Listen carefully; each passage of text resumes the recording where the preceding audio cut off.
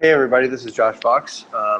Your revolutionary guide to the Green New Deal, staying home. We have a great show today. We have Adam Hartke from the National Independent Venues Association and Save Our Stages, which resulted in $15 billion from the federal government for venues, the largest arts program in the history of the United States.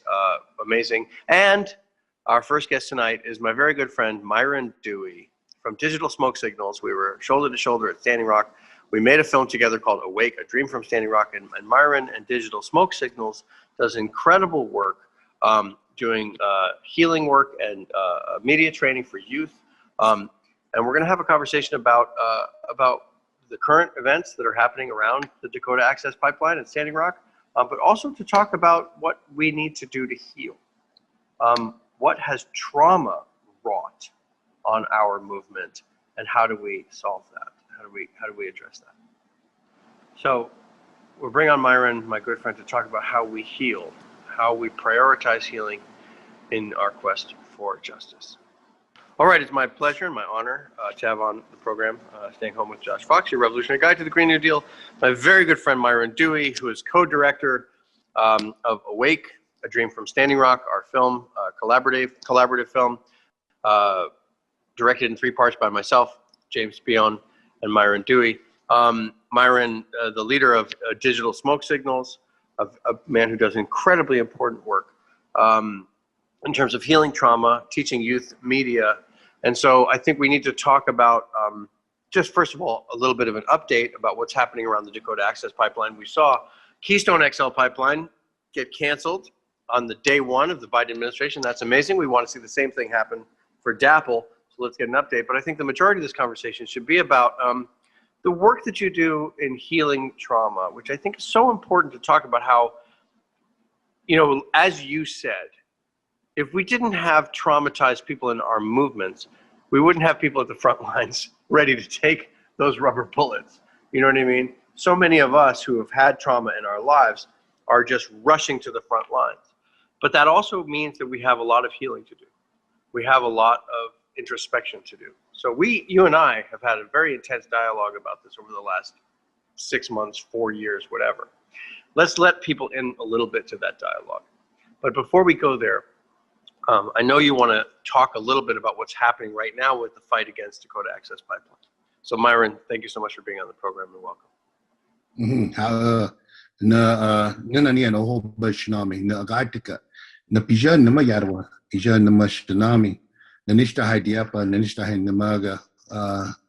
That are listening, let's introduce myself and my Paiute language, and thank you for having me here. There's a lot happening, still on the ground with the No DAPL movement. We're still no dappling, still protecting the water, protecting the sacred, meeting with Choni and each other. A water protector was picked up a few days ago by U.S. Marshals out in Standing Rock, and he pleaded the fifth right now. And this is just an awakening right now for all the water protectors. So this isn't over. The runners left Standing Rock to run to D.C. to encourage Biden to stop the pipeline right now. Executive order. As we know, when Trump was first running, that's what he did in his 3rd day in office, did an executive order. And so the work hasn't stopped, and a lot of water protectors had to get a lot of healing from the PTSD that was going on, the attacks, social media, and so much that was going on around social media bullying, lateral violence, trolls, each other sometimes. And so there's a lot of work that's got to be done. Right now, we want to send blessings out to our relatives out there that are supporting a brother that's in Bismarck right now. And it's on Backwater Bridge, where Morton County is trying to deny they use percussion grenades. So just to catch people up a little bit about what you said, if you're not familiar, the resistance at Standing Rock in 2016 was kicked off in many ways by a youth council that chose to run from North Dakota all the way to D.C. to petition Obama to stop Dakota Access Pipeline, which we call DAPL, right?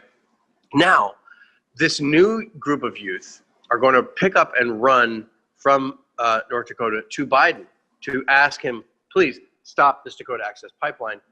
There have been some successes. We've seen the pipeline go back for an environmental review. We've seen a lot of things.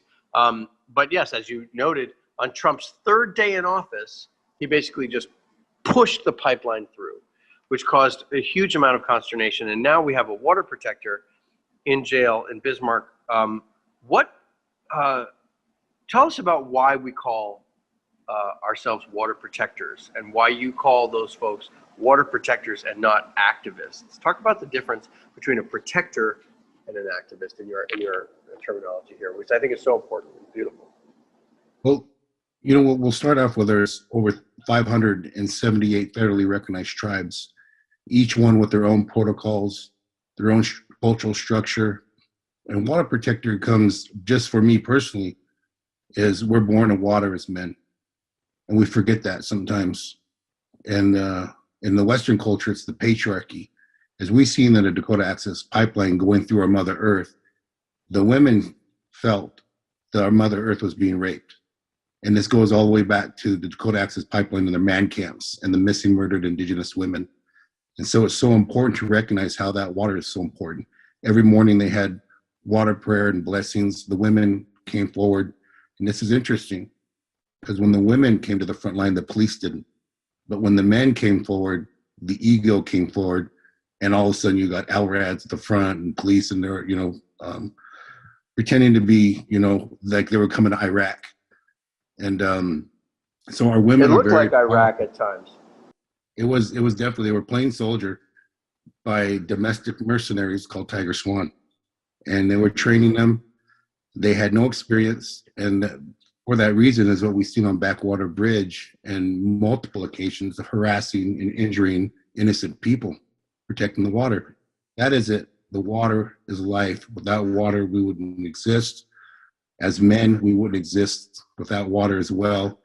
And so that's why we protect our water, we protect our women and our Mother Earth that way. And you have a scene from Backwater Bridge behind you, on your screen behind you. You're tuned into Staying Home, your revolutionary guide to the Green New Deal. I'm with Myron Dewey. We'll be right back. You're tuned into Staying Home, your revolutionary guide to the Green New Deal. I'm with Myron Dewey. Backwater Bridge, a moment where you saw concussion grenades, you saw freezing water being shot at water protectors, at a time when it was several degrees below zero in the middle of the night, and this was a human rights violation brigade, LRADs being these giant loudspeakers that deafen protesters or protectors, as you want to call them. I think it's a great thing, because protest is about protecting. It is about protecting our rights. It's about protecting our environment. Let's spend the next 10 minutes that we have, or a little longer, whatever we have, on this question of healing, right? I think as a trauma, as a person who deals with trauma, myself and with others, I don't know that we always know that we're traumatized. I don't know that we always know that we may be acting out of trauma. Talk about the idea of healing the trauma. How do we do that? And how, in your mind, it is really an obstacle in terms of our continued dialogue and allyship and intersectional protest and protection. So, I can only go for our experience. I've been a historical trauma trainer for 20 years, 10 years, really hard in reaching Indigenous communities and tribes from all over the country, visit all the way from New York to Pine Ridge, Standing Rock, Washington, and every tribe has their own dealing with historical trauma, from the loss of land, the loss of language, the forced loss of dignity, indoctrination, colonization, the loss of their traditional harvesting areas. My tribe, we lost 100% of our fish. We're called the Gaitika, trout eaters.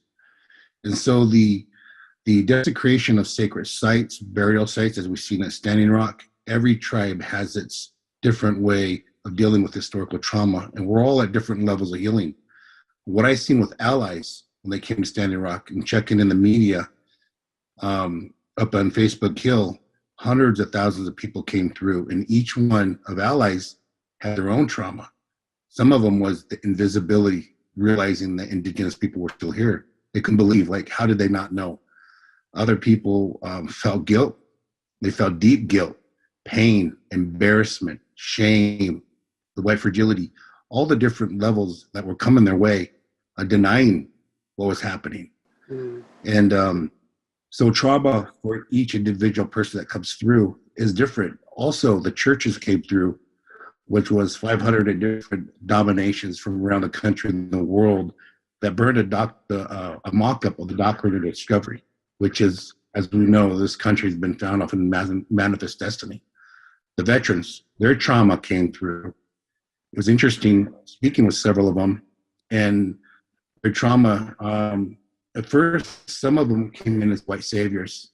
We had to remind them, hey, you come here as in solidarity, not as a white savior, but as an ally. And some of them shared their trauma, the wrong of history. They felt that they could make a part right.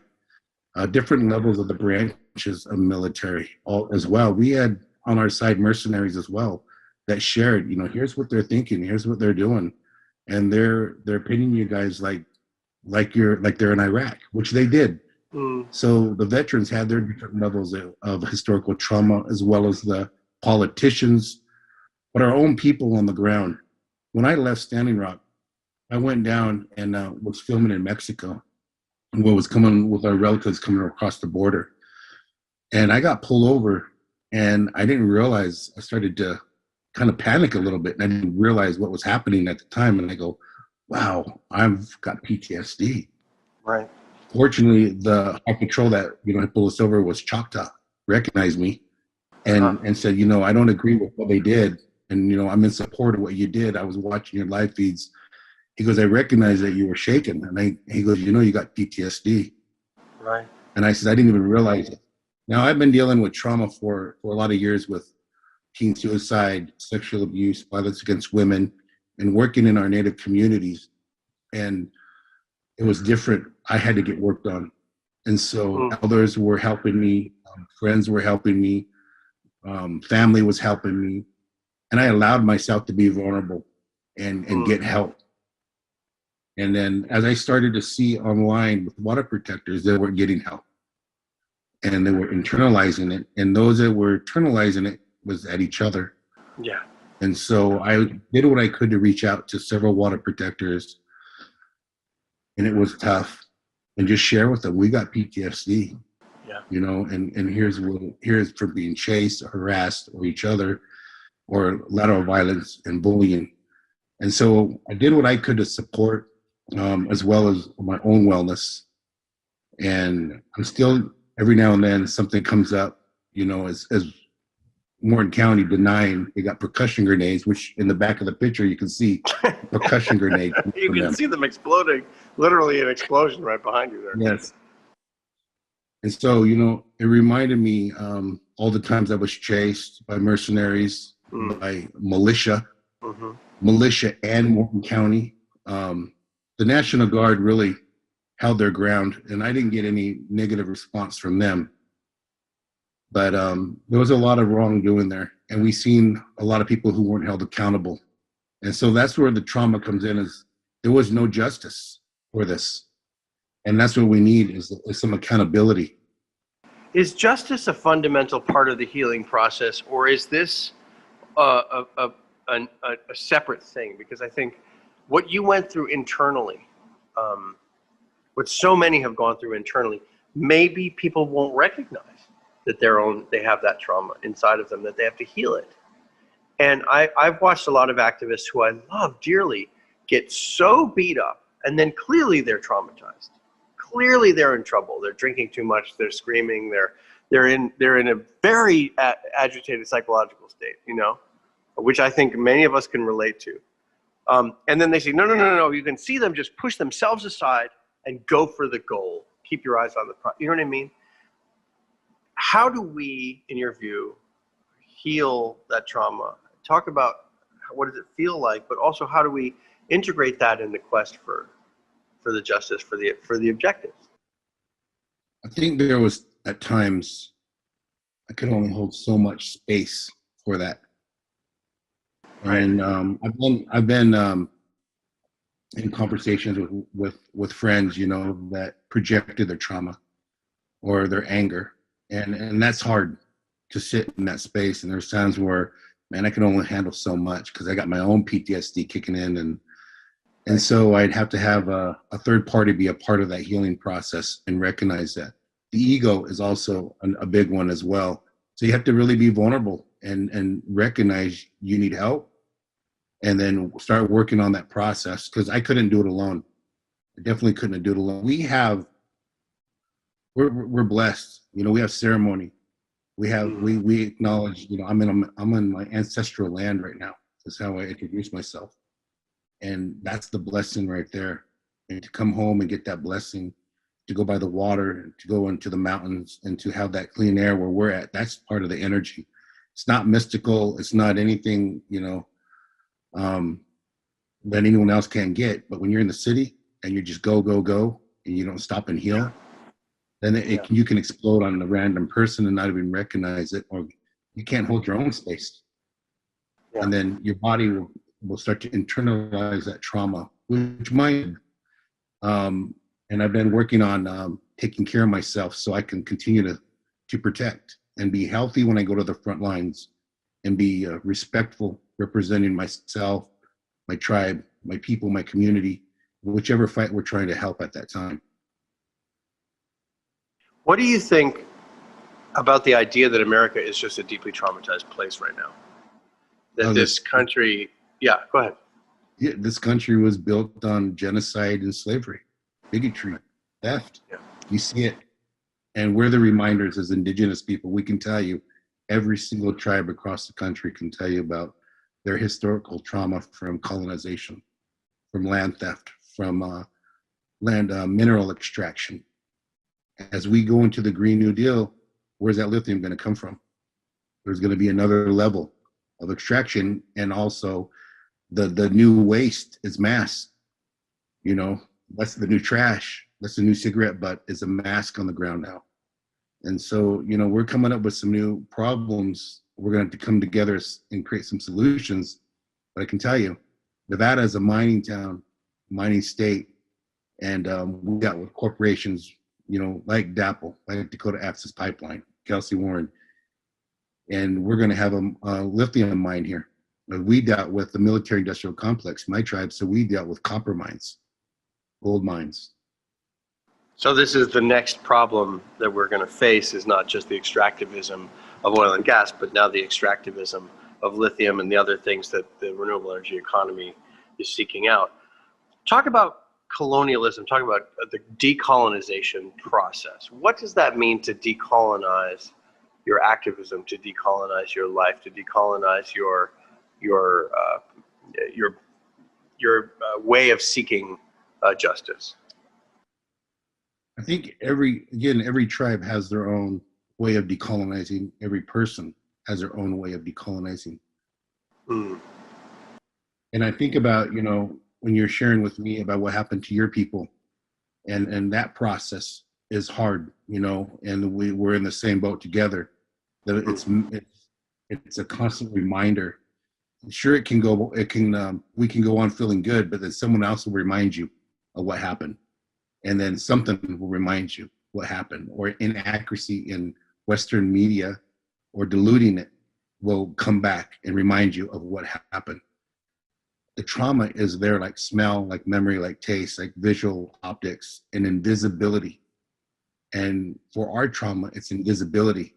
And as America continues to use their gurus to say, focus on tomorrow, not the past, that's one way of invisibility. Or mainstream media, you know, likes to romanticize us, like Hollywood, and then mainstream media, definitely invisible, and finding, you know, certain people to glaze over it or whitewash it. That's the part of the trauma that comes back, because then when somebody really does want to know, they can't believe it. And right now we're in a place where when the Capitol was stormed, you didn't see indigenous people over there. No. We knew that they're gonna come up with no accountability, and when they do get them accountable, they're like, no, they weren't thinking of that, or no, I didn't know what was going on. We all saw, and that's what we've been watching, is zero accountability. And that's right. What we're asking is for this country to honor their forefathers' promises that they've made to indigenous people honor one treaty, but also honor your word, honor your religion that you push forward and preach. There's no accountability to those teachings. And it's like these words are like smoke. They have no meaning. And that's what we're seeing happening right now. Well, that attack on the Capitol was so telling, because, well, I have to say, you're tuned in to Staying Home, your revolutionary guide to the Green New Deal. I'm Josh Fox. We'll be right back. You're tuned in to Staying Home, your revolutionary guide to the Green New Deal. I'm Josh Fox.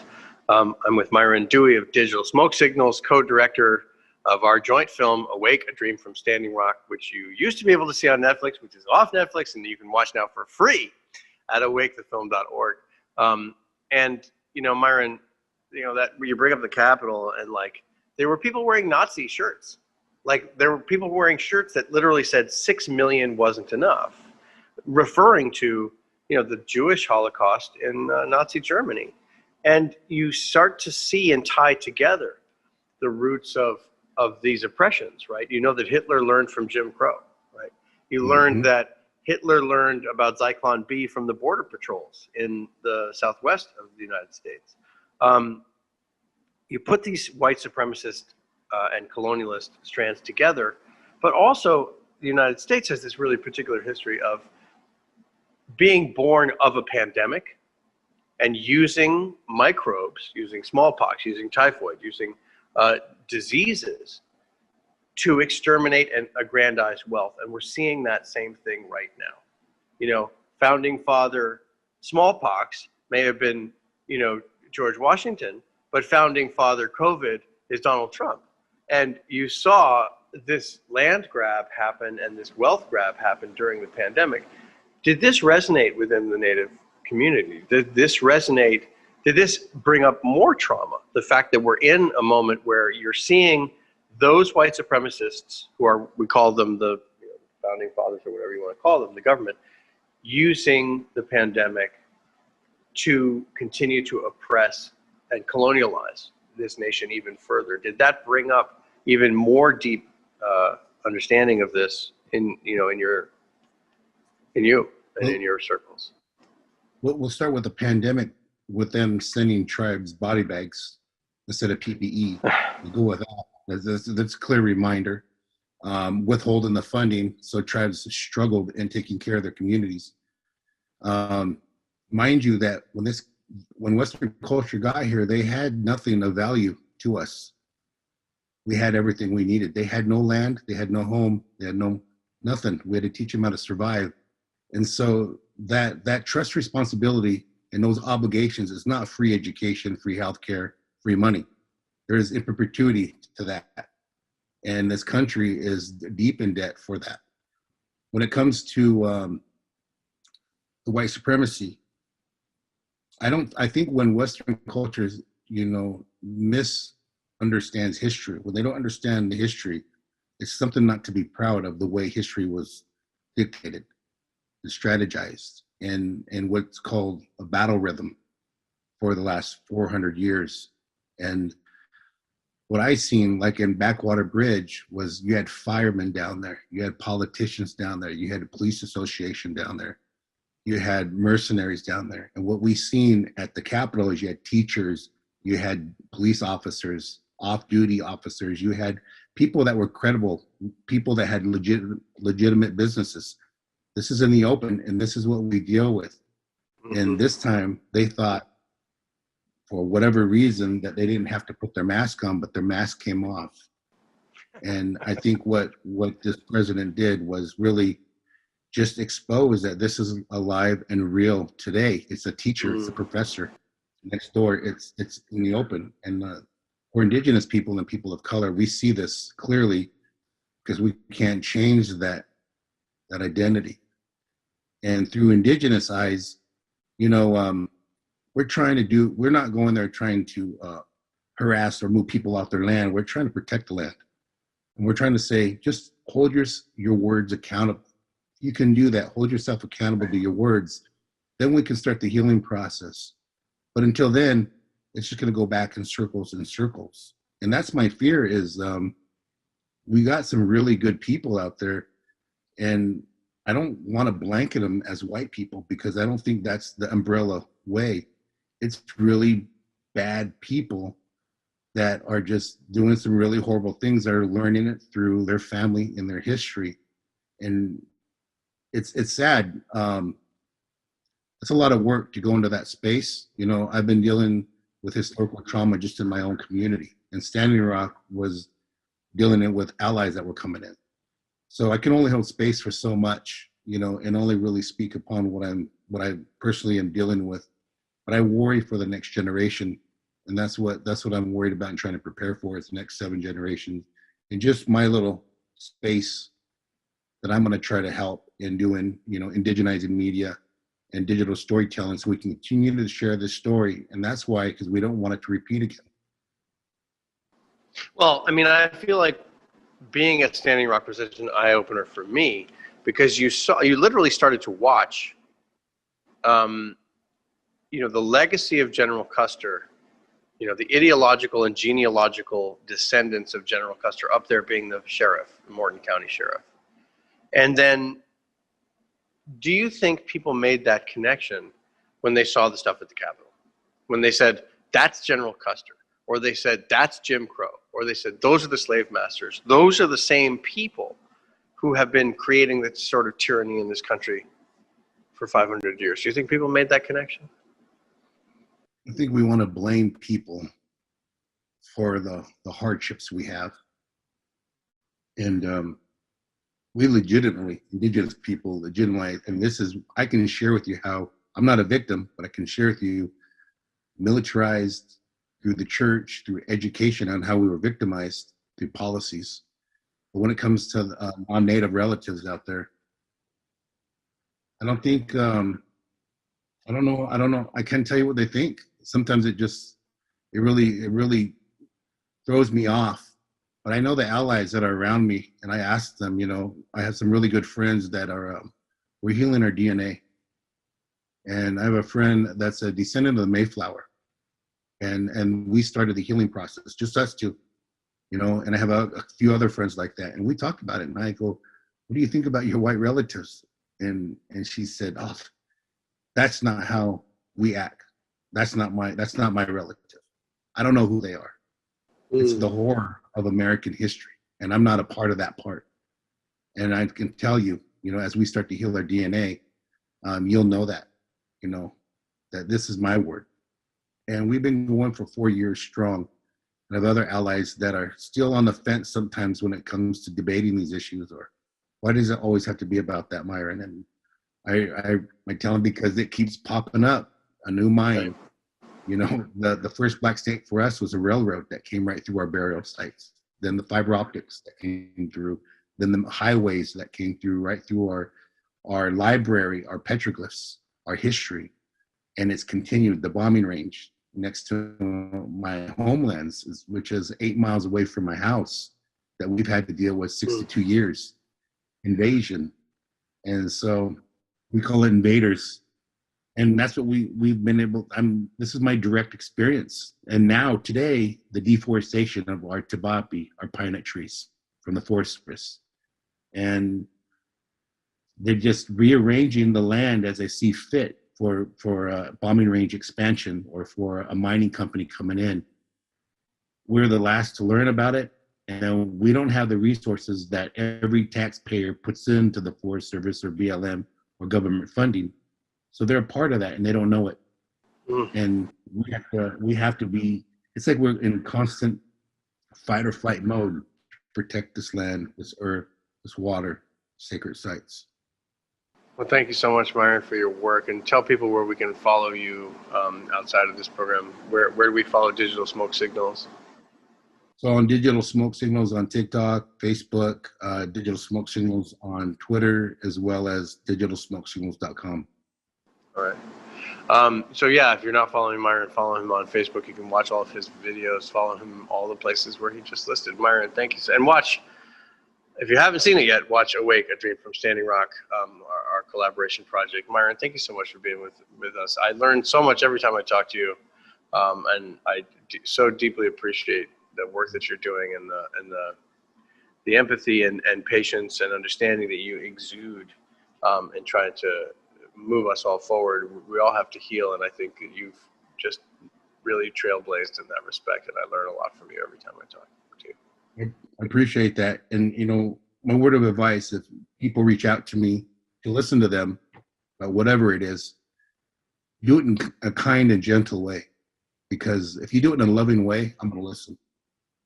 And if you do it in a way that gets me in a defense, you know, and it's offensive, then it's really hard to listen. And that's what I try to do is be mindful of my audience, be mindful of who we're sharing this historical trauma with. It's hard. It's really hard. So I want to say, which is I want to say this in a good way, because this trauma is not easy. And as Western culture finds out the trauma as well, there's healing that needs to happen in Western culture's DNA, because it comes from deep, deep violence. And we just want to send those blessings out in a good way to our relatives out there, because there is no going backwards. We just got to go forward together in the healing process. But there's got to be accountability. And if you don't think you did it, it comes to a process where you benefit from it, from all of those things that happened. And so that's just part of the history that we got to start. The hatchet and the sugar kind of gig here. You know, we got to come with the hard stuff and sit through in those healing circles and start that process, or we're going to continue to repeat this over and over and over. Myron, thank you so much. And we'll talk more. Always great to have you. We'll have you on again in the future. Thank you. Appreciate it. All right. Many blessings. Have a great day, evening. All right. You're tuned in to Staying Home, your revolutionary guide to the Green New Deal. I'm Josh Fox. We'll be right back.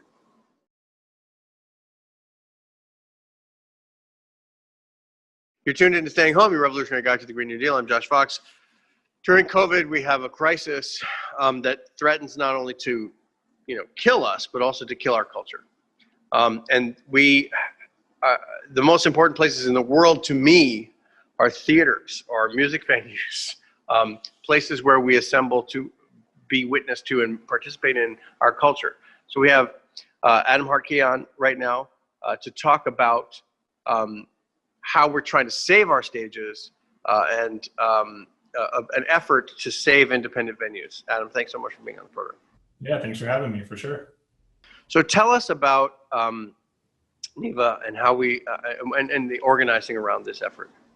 Sure. So NIVA's National Independent Venue Association, we started back in March, April of 2020 in response to the pandemic. We got together with the folks at Independent Venue Week, Moose and Cecilia. Early on, they called together a couple town halls to talk about what was happening across the country. At that point, there was government mandated shutdowns on large social gatherings on venues, what we had. And so, I'm here in Wichita, Kansas. So as we started hearing about that, the group Moose and Dana Frank, First Avenue, and Audrey Fick-Schaefer from IMP, and two others, Hal Real from World Cafe, and a handful of other folks had been discussing this idea of a National Independent Venue Association, but hadn't really had a reason to do it until now. Okay. So once the pandemic hit, and we really started contemplating what that meant for our industry, they started reaching out to the folks that had been involved in Independent Venue Week and pulling them together to have these town hall meetings to talk about, like, hey, what's going on where you are? What do you see as a problem? How's this affecting you? And so that quickly, sorry, my dog's barking. That's okay. So NIVA is an affiliation of venues, right? Right. How many venues are a part of it? And about 3,000 across the country.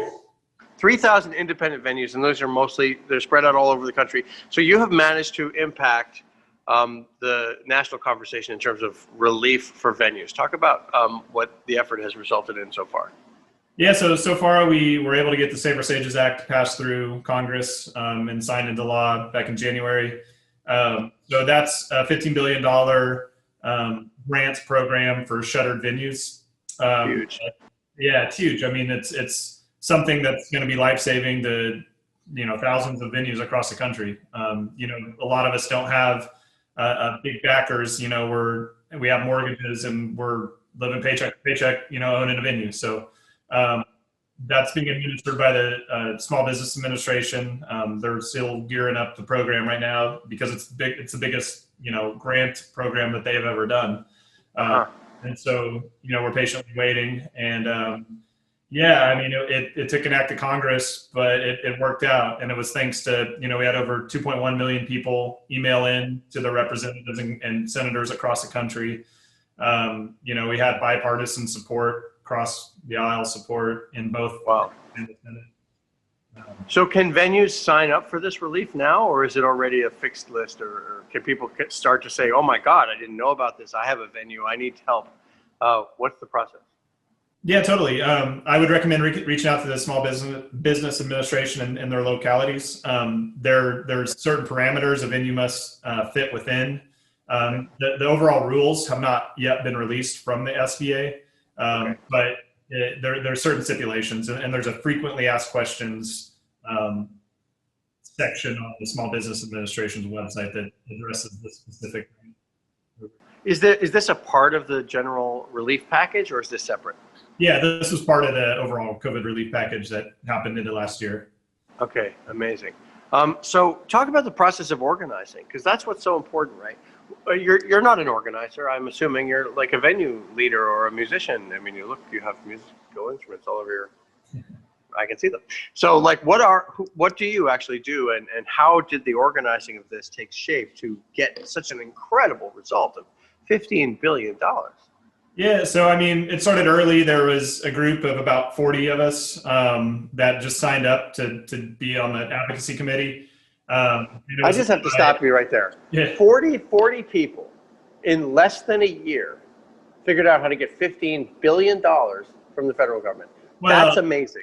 It wasn't just us. There was a lot of other people involved, for sure. I know, but just to start the effort, this is what always happens. People think, oh, I can't do this on my own. Oh, I can't. No, you and 40 of your friends started the ball rolling, and then all of a sudden it changes. But sorry, I didn't mean to stop you there. I just wanted to underline that fact. Yeah. So what was the next part of this road? Yeah, so I mean, we got together. Dana Frank is lead of the advocacy committee. I'm co-chairing it with her. We found people in every state basically and said, hey, you're in Texas or you're in Utah or wherever, and started organizing at the ground level. So A, started getting other venues to sign up. B, started outreach to the senators and reps in their districts. And C, started activating email databases. So started saying, hey, please write your congressperson and ask them to support, relief for our industry. Beyond that, we had a team that did outreach to artists and got artists involved. And so we had, everybody from Dave Grohl to Jerry Seinfeld to Andre 3000 and Leon Bridges, everybody in between, signed on a letter that said, hey, these venues are important to the music industry and to our careers as a whole. Please support them. And then we had a big, press campaign led by Audrey Fix-Shaver, who's a genius. She wrangled in just tons of, grassroots press. But it was really a grassroots effort. But the one thing we did have also is we hired a lobbying firm, Macon Gump, early on to help rep us and help guide us through the process. Because you're right, we were venue owners, we're not organizers. We don't know what to do. We have lots of ideas on what to do, but there's a certain way that these things occur, and the lobbyists help guide us through that, meticulously. So it became a part of a lobbying effort. Was that an expensive thing to do? Yeah, it wasn't cheap. We had donations, from the get-go that helped pay for it. Right. It's so interesting because I've known of a number of venues in the past who hired lobbyists for just small venues in like downtown New York City, because that was like the price of entry to the government dialogue. Is there a way that you would have rather done it rather than hire a lobbying firm? Because that does seem to be what works. It's interesting. Yeah, I mean, obviously, if there was another way to do it, I mean, that's a whole nother conversation on, the way our government works and, how we achieve things. And I think your guest previously probably really speaks to that. And I would like to have heard that whole conversation. But yeah, I mean, ideally, the government would be there to assist its people in all shapes and forms. And whenever there is a need, it would automatically step in and help take care of it. Or there would be a system set up in which there was automatic support for people in need. That's not the way our government's set up. And so, yeah, we had to hire the lobbying firm, and we did do a big grassroots effort, and it worked, but Right. Yeah. Wow, it's just an amazing story, though. And I want to just underline the words, I think, of Margaret Mead. Don't doubt that a small group of determined individuals can change the world. In fact, it doesn't happen any other way. I'm paraphrasing, but that's the truth. And did you feel in the 1 minute we have left that you were doing something pioneering and groundbreaking? No, I mean, in the moment, we just were trying to survive, and so we were looking forward and trying to figure out how we were going to get through and how we would keep from losing our homes and keep from, having to figure out a whole new way of life. Many of us have been doing this for decades. And so trying to figure out how to do something else at this point in life is very challenging. So, looking back, it's awesome. I mean, it's the biggest government funded arts program, grants program in history. So Yeah. It's very positive for hopefully what we can do in the future, together as, organizations and others in the country. Do you feel that you're going to get the relief now that venues need? And how do people get involved in the effort going forward? Yeah, so you can just Google National Independent Venue Association. NIVASOCH.org is our website. We feel like we're going to get the relief we need. There's some more work that we're going to have to do moving forward. I mean, this is the first time we've all organized and unified, and so we definitely have ideas of how we can improve our overall industry and make it, more inclusive and just better for everybody. So we're going to continue to work. This isn't, this is just the beginning in our efforts for sure. All right. Well, thank you so much, Adam Hartke from NIVA. Thanks for being on, and we're just going to thank you so much for doing this, because you are in the process of saving, the most precious, sacred, important places in the United States. So I just personally thank you for that, and stay tuned, and we'll please do go to their website and support and keep tabs on this issue. But thanks for being with us. Thank you for having me, for sure. You got it. You're tuned into Staying Home, your revolutionary guide to the Green New Deal. I'm Josh Fox. That's our show for today, and we'll see you again tomorrow.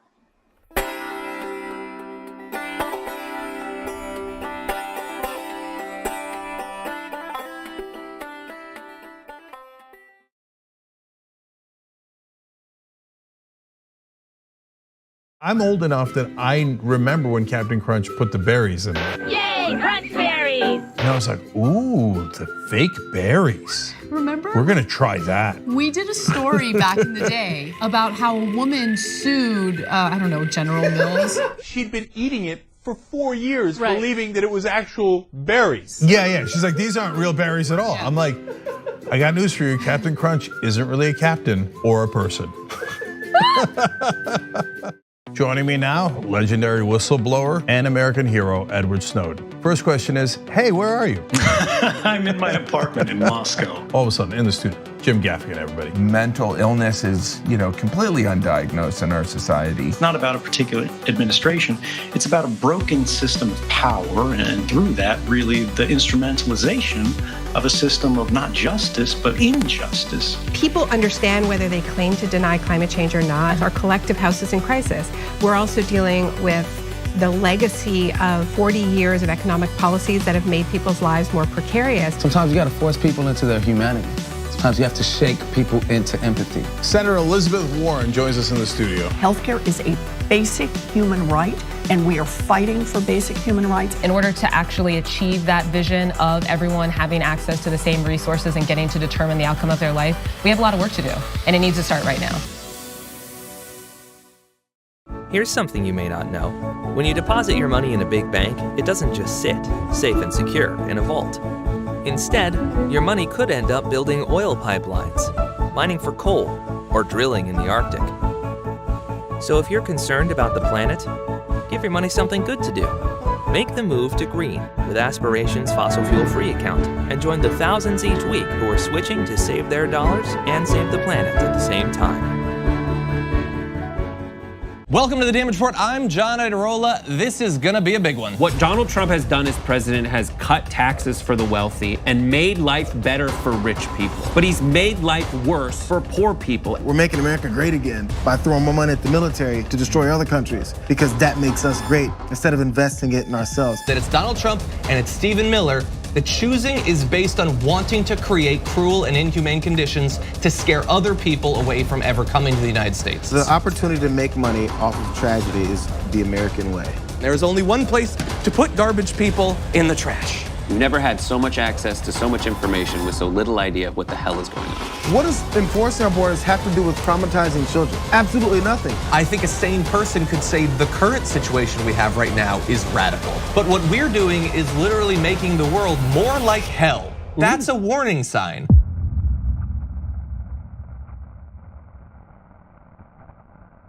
ShopTYT.com now has books. One of them is Ryan Grimm's book, We've Got People. That's a saying that AOC said, they've got money, we've got people.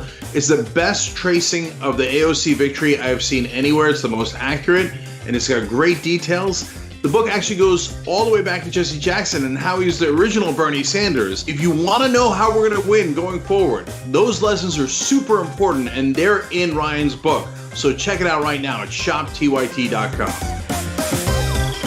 We found the perfect person to lead the army, Allison Hartson. The establishment media works hand in glove with our corporate legislators, and our corporate legislators work hand in glove with the corporation. And we're going to make it so that it's a decentralized force throughout the country so that we can quickly identify stories, quickly identify troll farms, and go in and neutralize the enemy, and then start building responsible media throughout the country and on every platform available.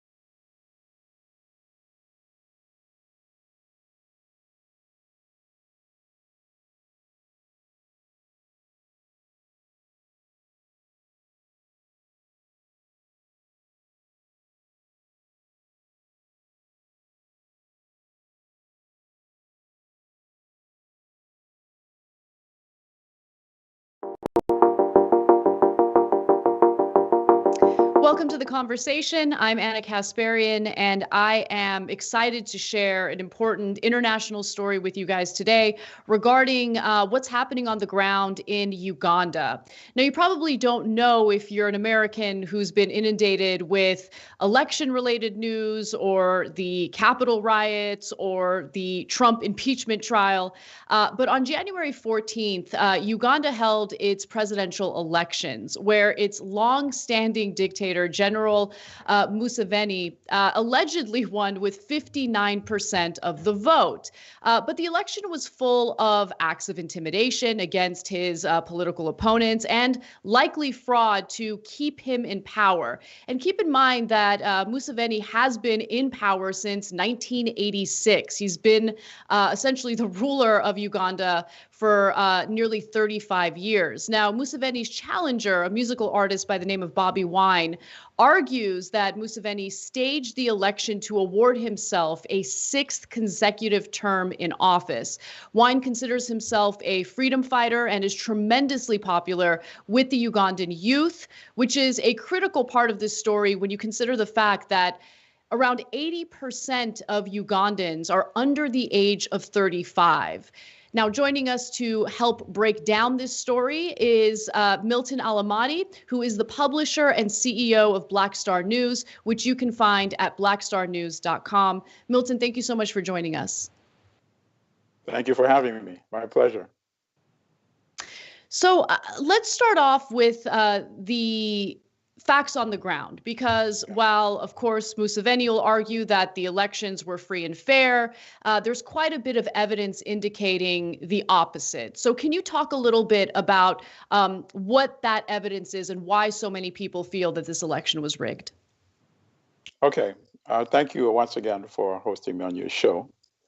Well, to begin with, the results announced on January 16, 2 days after the election, claiming or alleging that Museveni won by 59 points to Bobby Wine's 35%. The internet was shut down 2 days before the elections, meaning no data could be transmitted, whether the data was on behalf of the opposition or on behalf of Museveni himself. The internet was not turned back on almost a week later. So people are asking, how could the numbers attributed to Museveni have been transmitted from the 34,714 polling stations around the country to the government tallying center? So in fact, when Al Jazeera asked the chairman of the election commission, Simon Biakamama, the same question, how did you get your tallies? He couldn't answer. The best he could say was that, oh, we had our way of getting the numbers. And people said, yes, we know what your way is. You just manufactured the numbers. So that is one of the challenges they cannot overcome. And then the second one is this. After the numbers returns are announced, they have to be shown from the regions from where they came. And that is constitutionally required to be done within 48 hours, I believe. That was not done. And people believe because they did not have the raw numbers. And then the third problem that I think they can never surmount is this. Each polling station has what is called a declaration of returns form. And that means the numbers, the totals from each of the polling stations are tallied, and each of the candidates has an agent who signs that form. Those forms cannot be produced by the Museveni regime. And then finally, what is going on in Uganda right now is that the army is conducting a manhunt to search for the election agents that represented the opposition who could still have copies of these declaration of results forms. And either if they're found, then they're arrested and the forms are destroyed. And in some cases, they've reportedly even been killed. And that is why that is why most people don't believe those numbers attributed to Museveni were actually authentic numbers at all. You know, talk about the Election Commission itself, because it certainly is not some independent body tasked with ensuring that there are free and fair elections. It might be sold to the public that way, but the reality on the ground is very different. Right. Yeah, it would be like, Donald Trump appointing his own personal election commission and then having them declare the results, which is exactly the same in the Museveni case. He determines the members of the election commission and he appoints the chairman of the election commission. And in this particular case, the chairman of the commission, Simon Byakamama, participated before the 2016 election. He prosecuted the candidate in that election, whose name is Dr. Kizza Besigye. And many people believe Besigye won those elections as well. He prosecuted him on a false charge of alleged rape. The woman who was coerced into alleging that Dr. Besigye had raped her later on recanted and said the state forced me to do this. So Byakamama, who was the prosecutor at that time, has now been rewarded and made the quote unquote chairman of the commission, whose membership is entirely composed of Museveni's appointees.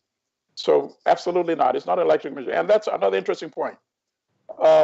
When the EU observed the 2016 election, they made a set of recommendations, more than 30 recommendations. And one of the recommendations was that the playing field be leveled, all the candidates have access to state media, resources be allocated equitably, and then finally that there be an independent election commission. And of course, he rejected that. And that's why the EU declined to observe the elections on this occasion. And the US also wanted to send observers from the diplomatic mission to Uganda, but only 25% of those who applied for accreditation were approved. So the US also withdrew from observing these elections. And it's only in Uganda that this can actually be referred to as quote unquote election. Prior to the actual day of the vote itself, the regime had launched a campaign of complete terror against members of the opposition, attacking their supporters, arresting their supporters, killing them. In fact, there was what we now know as a massacre on November 18, when Bobby Wine was arrested, and there was a protest all over the country. And the army just opened fire on demonstrators with live fire, and the government itself admits to 54 people being killed. And of course, the numbers people believe are way more than 100. And still, this is still something that is characterized as quote unquote elections, only in Uganda. It is fascinating, especially when you consider the way the U.S. media has referred to the unfortunate developments in Myanmar with the military coup, the coup d'etat. And there's really no coverage of what's happening in Uganda. Now, this isn't necessarily a military coup, but you have Museveni with the support of the army in Uganda, maintaining power in an incredibly undemocratic way.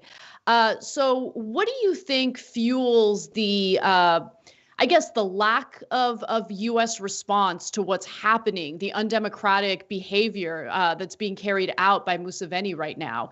It doesn't really appear that the U.S. government is, changing its response or handling of its relationship with Museveni and Uganda.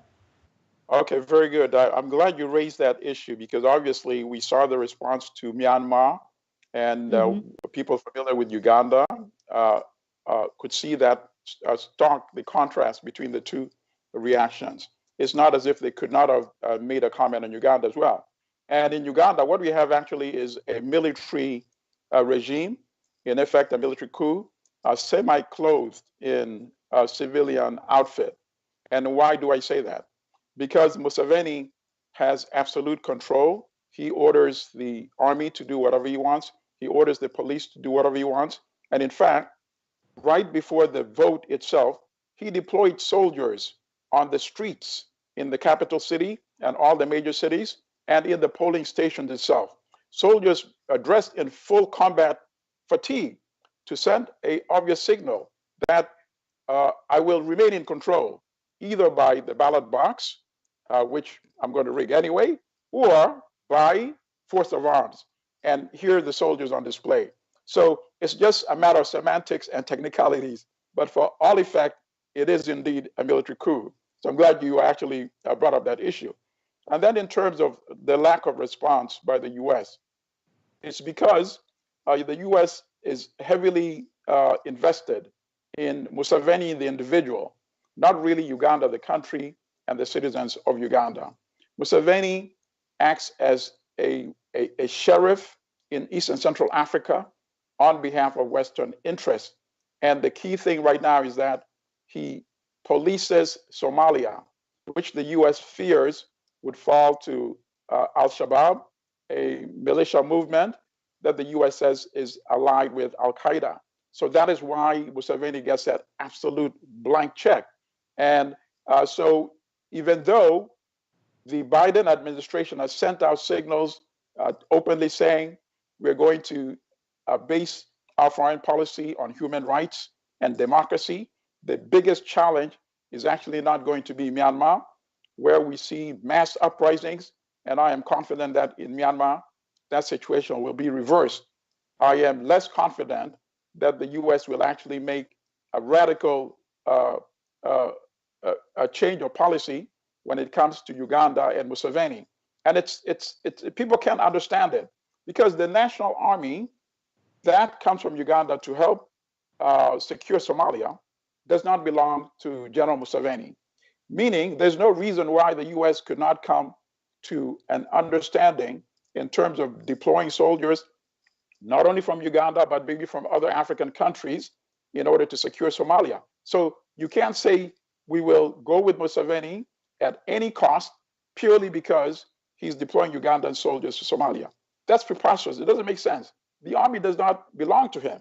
But if you give him that blanket and license, of course he's going to treat the army like a personal belonging. And that's unfortunately exactly what he has been doing.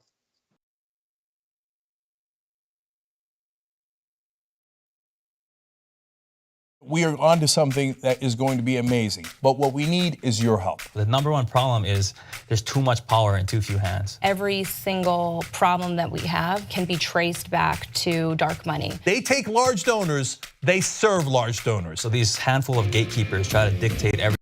Like all of you already know, they don't work for you, they work for their donors. So fire them and hire people who will only work for you that say no corporate back money.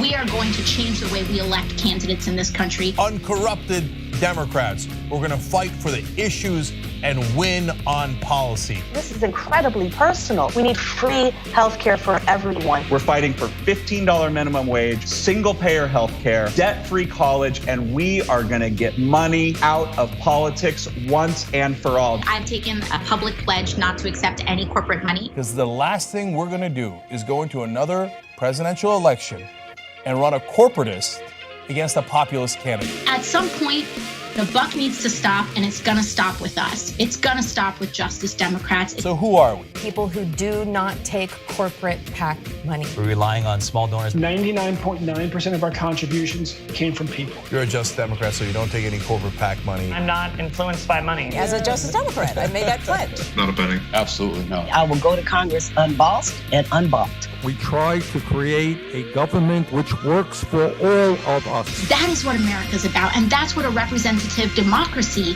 should be about. We are just getting warmed up here. Vote for uncorrupted Democrats. The fight starts now, it starts today, and it starts with you.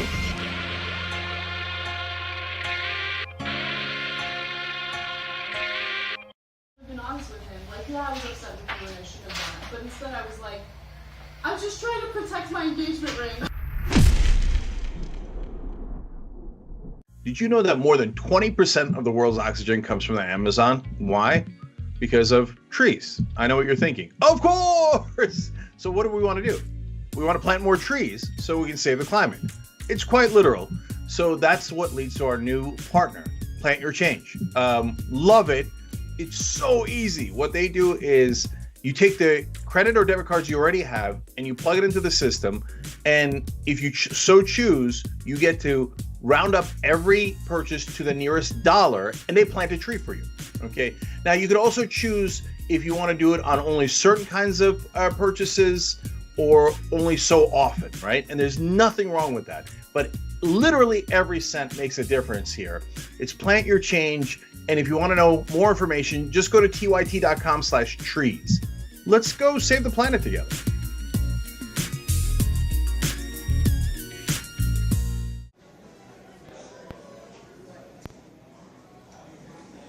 Now, top.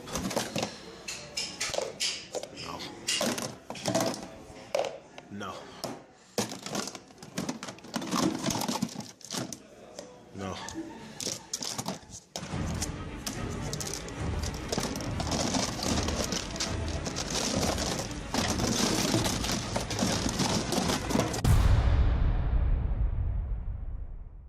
Today, a terrible day for the internet, a terrible day for America. The internet as we know it is not going to exist anymore. A real dark day for information, and yet another way that they're bleeding out the democracy. We're now going to have these gatekeepers of information deciding what we can and can't see, and that's what scares me the most. Whether you're conservative or progressive or anywhere in the middle, this is the one thing we should all agree to. Protect the internet, because the establishment is coming for it.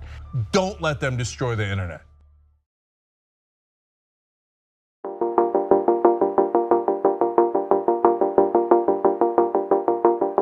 So the United States provides about $1 billion a year in military aid to Uganda. So not only is the United States, in terms of its media, kind of avoiding the authoritarian behavior on the ground, but when it comes to our government, they're essentially funding the actions of the army with this military aid. And so is there potentially, other than Al-Shabaab, is there any other interest in possibly resources that's fueling the United States involvement? Can you talk about that a little bit?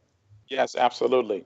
And the military aid, actually, only 20% of that aid, or 30%, is supposed to go to the military.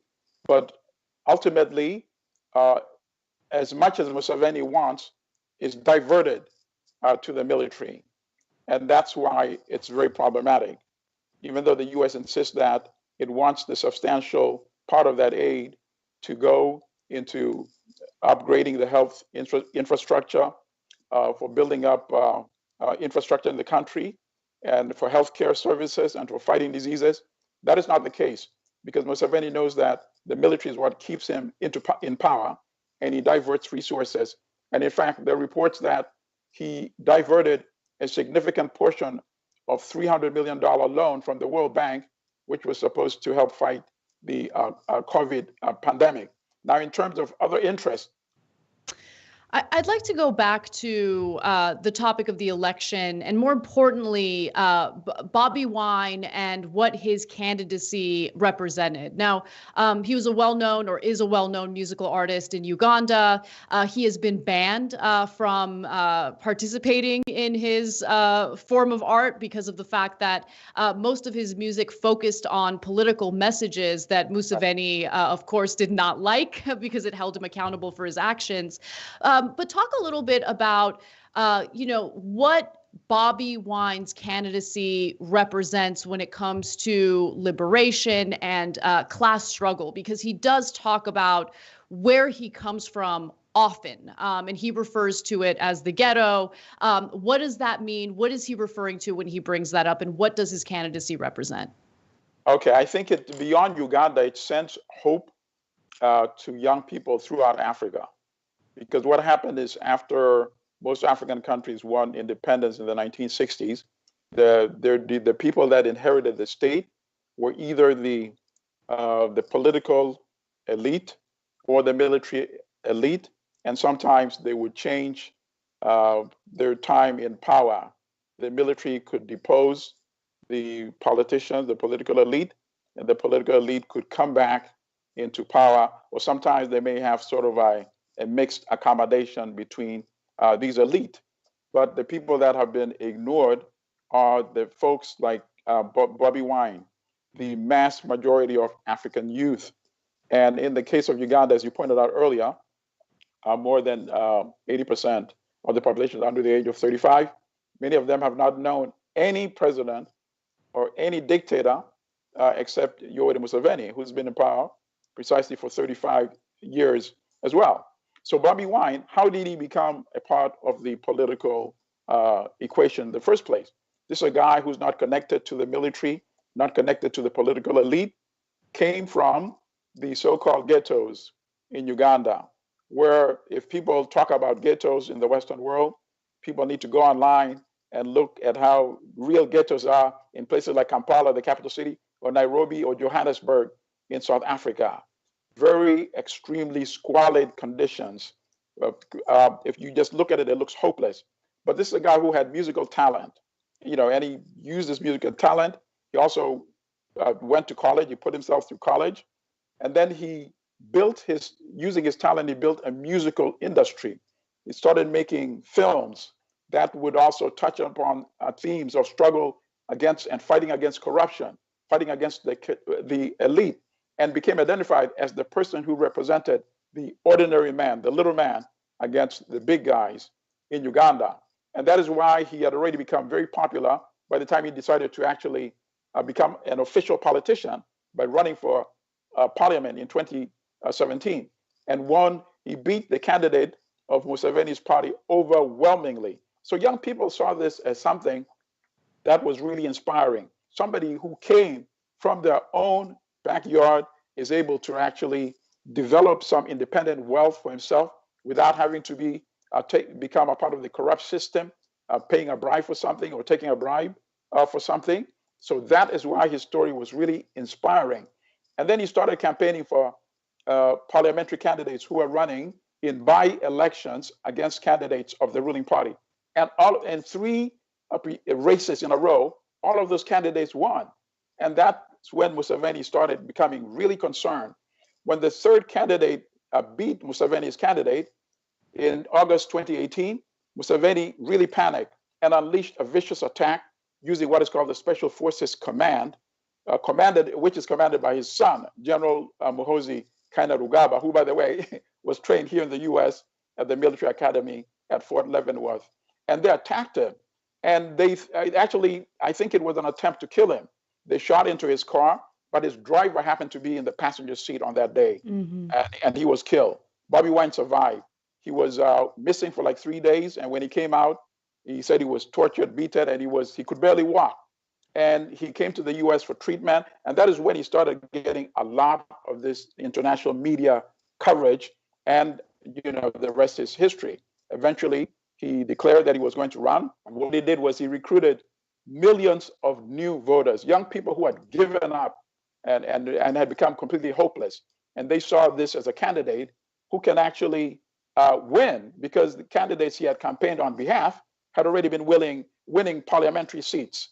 So that is why most Ugandans don't believe Museveni could have won these elections. Bobby Wine beat his candidate when he ran for parliament.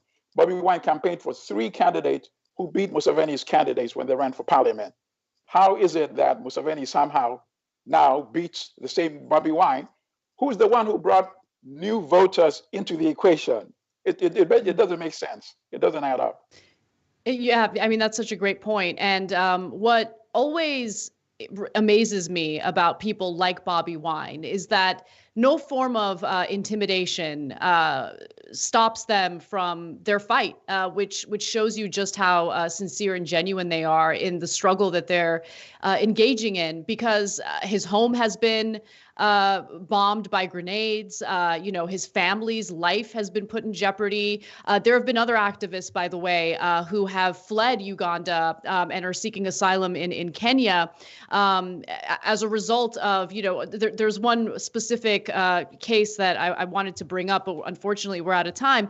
Stella Nyanzi, whose partner was kidnapped and tortured. And so she fled to Kenya with her children, seeking safety for obvious reasons. So I just wanted to end on something very important, which is your change.org petition. Can you please tell the audience a little bit about that and what you're calling for in that petition? Right. I'm calling for a number of things. I'm calling for the U.S. to suspend military aid for Uganda, because obviously the arms are not used to protect the country from any invasion, but it's used to maintain the tyranny. I'm calling for suspension of loans for major organizations like the World Bank and the IMF because that's what really sustains the regime in power. And then I'm also calling for sanctions against targeted sanctions, because obviously nobody wants to hurt the entire country, against military and political commanders, people in the military and political chain of command who are implicated in those atrocities that are being committed, of course, including General Museveni himself. And that's all on the change.org petition.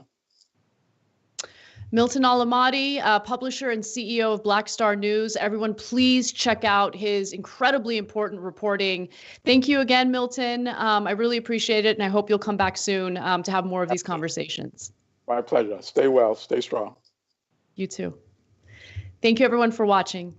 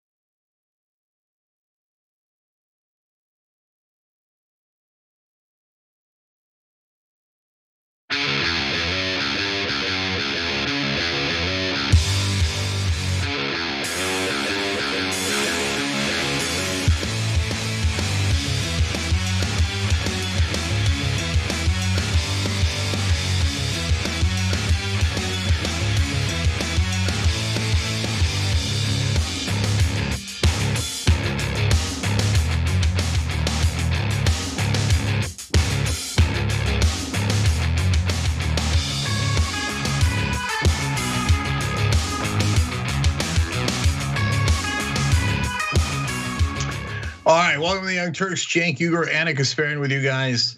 Are we going to have a fantastic show? Of course. All right. Like and share the stream because we like and share you. Sharing is caring. How do we share you? I don't know. It got weird. All right, guys, we got to go. We got a huge show ahead. It is fantastic. Hence, I present to you the queen of the internet, Ana Kasparian. Go. Oh, please. Okay. All right. Well, let's give you guys an update on what's happening with the impeachment trial. Democrats have rested their case in the second Senate impeachment trial that Trump is now facing. Now we're waiting to see whether Republicans have any type of response to the case that has been put forth by impeachment managers. And then it's very likely that by this weekend, there will be a vote on whether or not to convict Donald Trump. Now, in regard to the presentation of new evidence, I would argue that yesterday was a far bigger day than today was. And what was incredible was to see someone like Lindsey Graham, who, I mean, it's not shocking. Senator Lindsey Graham is going to do what Senator Lindsey Graham is known for doing, which is sucking up to Donald Trump, sucking up to his base, and completely denying the overwhelming evidence indicating that Donald Trump inspired these individuals in breaking into the Capitol building and doing what they did, rioting. 5 people were killed that day, just complete and utter disaster. So in response to all that evidence that was presented, Lindsey Graham tweeted this: "The not guilty vote is growing after today." I think most Republicans found the presentation by the House managers offensive and absurd. Now we're gonna show you some of that evidence in just a second, but Lindsey Graham also talked about this on television, so let's hear what he had to say. But let me tell your viewers, the not guilty vote is growing after today. I think most Republicans found the presentation by the House managers offensive and absurd. We all know what happened in the Capitol was terrible. I hope everybody involved that broke into the Capitol goes to jail. But I don't remember any of these House managers saying a damn thing when they were trying to break into my house and going after Susan Collins and spitting on all of us. Now, there's a big difference between anyone who might have bothered Lindsey Graham in the past and what happened with these Trump supporters breaking into the Capitol. They were inspired and encouraged by Donald Trump, not just in the days, weeks, and months leading up to it, but on the very day that it happened. And I wanna just show you the first piece of evidence, okay? So let's take a look at one piece of evidence that was provided by the impeachment managers during the trial. Take a look. Well, some of you may say, well, who was paying attention anyway?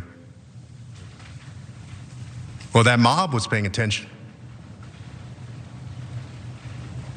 Mike Pence didn't have the courage to do what should have been done to protect our country and our Constitution, giving states a chance to certify a corrected set of facts, not the fraudulent or inaccurate ones which they were asked to previously certify. The U.S. demands the truth.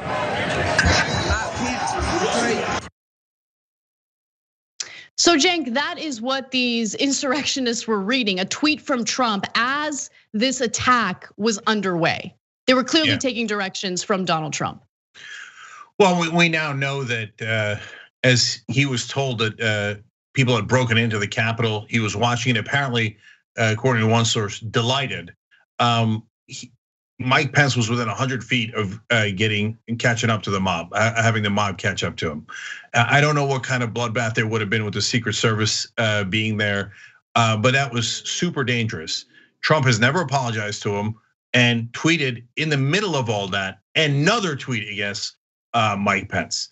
So, and Lindsey Graham on that day, his life was in danger, so he's squirming around like a little pig, okay? Not because his life was in danger, but because for the first time, he's like, oh, these are the consequences of my actions as a squealing little pig, right? So then at that point, he was frantically trying to call Trump. Trump wouldn't take his call, because why would he talk to a little pig? And he thought, well, I got this mob all riled up to kill you guys. So sit there and take it, Lindsey. And at that point, Lindsey was crying. And so when he came out and he was safe, he said, enough is enough. But God, it only took a couple of days for the pig to turn into what he is, back into it. So he starts squealing, oh, I love Trump, we've seen enough, he's not guilty. You're just the most pathetic. Look, I'm a bad person. I say really insulting things about Republicans who deserve it, and then I make them cry. And so I'm not a good liberal in that sense. And so Lindsey Graham will, cry into whatever, outfit he's got on. But let me give a classy person. Best Calb on Twitter said, whatever Trump has on Lindsey Graham can't be as damning as what Lindsey Graham is currently doing to Lindsey Graham. And that's exactly right. What a pathetic little bitch he is. Yeah, I mean, you make a really good point, because on that night when the Senate reconvened in order to, finish what they had started earlier that day, Lindsey Graham gave this impassioned speech where he said enough is enough. But remember what that was followed by, Cenk. It was followed by Trump supporters surrounding him at an airport and threatening him. And so I don't know how much of Lindsey Graham's actions are driven by his absolute fear regarding Trump's base. But all I do know is that this is not someone, I mean, he's a US senator, someone in a tremendous position of power. And you would think that someone who gets to that point would show some courage, some leadership, some ability to think for him or herself. But we're not seeing that with Lindsey Graham at all. He is driven by fear. And that certainly appears to be what motivates most Republican lawmakers in this day and age. And it's absolutely pathetic and sad, especially from a party with supporters who claim that they're all alphas. In reality, they're all cowards and refuse to do the right thing. And remember, the Trump supporters were also chanting something very specific about Mike Pence as he was doing what he was constitutionally required to do. Let me remind you all of what that was.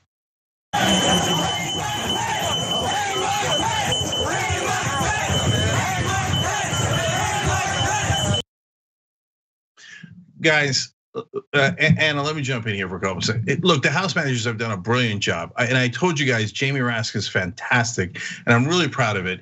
But honestly, if I was them, the only tweak I would make is every day I would start and end with the Hang Mike Pence video. So you Republican senators, you're gonna cover up for the guy who encouraged that. And then after having seen it, never apologize. Guys, think about it. If I had done some speech that riled people up and I did not intend it, and they got so riled up they went to try to execute someone, let alone execute someone that works with me, I would be deeply apologetic, not necessarily because I intended it. I'm giving Trump the benefit of the doubt if you're a Trump supporter there. But even in that best case scenario, even if you don't intend it, oh my God, they almost killed my vice president. I'm so sorry, that's obviously not what I meant. Nope, not one word, not one apology to Pence. And those Republican senators now think, oh, he didn't mind having his vice president executed. I'm gonna vote for him because I'm the worst slime on earth. So let me go back to Lindsey Graham one last time. Now he says, just like Senator Ron Johnson did, what did Nancy Pelosi know, and when did she know it? About what, you monsters? About that they were coming to kill her? So what's your implication is she set up the Trump mob to come try to kill her and Pence. Come on, man. I mean, I'm not gonna ask if you have no decency, because you obviously don't. But instead I'll address it to the audience. No matter how low you ever feel, like, your best friend turned on you, you can't pay the rent, you can't provide for your family, whatever it is that's crushing your soul. Remember, you'll never be as low as Lindsey Graham. I don't care what the media says about his status or his stature or that he's a goddamn senator. What a pathetic, groveling little creature. And none of you will ever be as low as that slime. Well, let's move on to other potential prosecutions that could take place considering Donald Trump's efforts to undo our democratic process. Let's move on to the next story. Prosecutors in Georgia are launching a criminal probe into Trump's efforts to essentially overturn the results of the general election, and a huge piece of evidence that they plan on using in this case, of course, is Donald Trump's phone call to state representatives and the Secretary of State, Brad Raffensperger, in which he begged him to reverse Biden's win. Now, Fulton County prosecutor Fannie Willis sent a letter Wednesday to state government officials, including Raffensperger, requesting that the offices preserve documents related to the call, and that's according to a state official with knowledge of that letter. Prosecutors are also looking into several charges ranging from false statements to, quote, any involvement in violence or threats related to the elections administration. Raffensperger, his office, has also opened a separate investigation into the phone call. The office confirmed that it had opened the inquiry after it received a complaint about Trump's conduct. And for those of you who might have forgotten about the call, or maybe you haven't heard the call because so much news has happened since this was released, this is the call that Trump had with the Secretary of State of Georgia in an effort to overturn the election results. You should want to have an accurate election. And you're a Republican. We believe that we do have an accurate election. No, you don't. No, you don't. You don't have, not even close. You're off by hundreds of thousands of votes. You know what they did, and you're not reporting it. That's a criminal offense, and you can't let that happen. That's a big risk to you and to Ryan, your lawyer. That's a big risk. But they are shredding ballots, in my opinion, based on what I've heard, and they are removing machinery, and they're moving it as fast as they can, both of which are criminal fines, and you can't let it happen, and you are letting it happen. I'm notifying you that you're letting it happen. So, look, all I want to do is this. I just want to find 11,780 votes, which is one more than we have, because we won the state. Now remember, Georgia did 2 hand counts following the election results just to confirm that there wasn't any type of inconsistency or voter fraud or any issue like that. And each time they did it, it just reconfirmed what we already knew, that Joe Biden won the state of Georgia. But Trump was undeterred, and he kept pressuring the Secretary of State to find tens of thousands of ballots in order to fraudulently win the election. Yeah, so look, on the issue of the insurrection that he's being tried for in the Senate now, on him constantly lying to provoke people, they definitely guilty. On the issue of saying fight like hell and some other words that he used, go down the Capitol, is it enough to say that he told them to do violence? I'm not sure. And so there's different standards for legal cases, et cetera. But in the case of Georgia, in the issue that you just heard, there is no ands, ifs, or buts. It is crystal clear.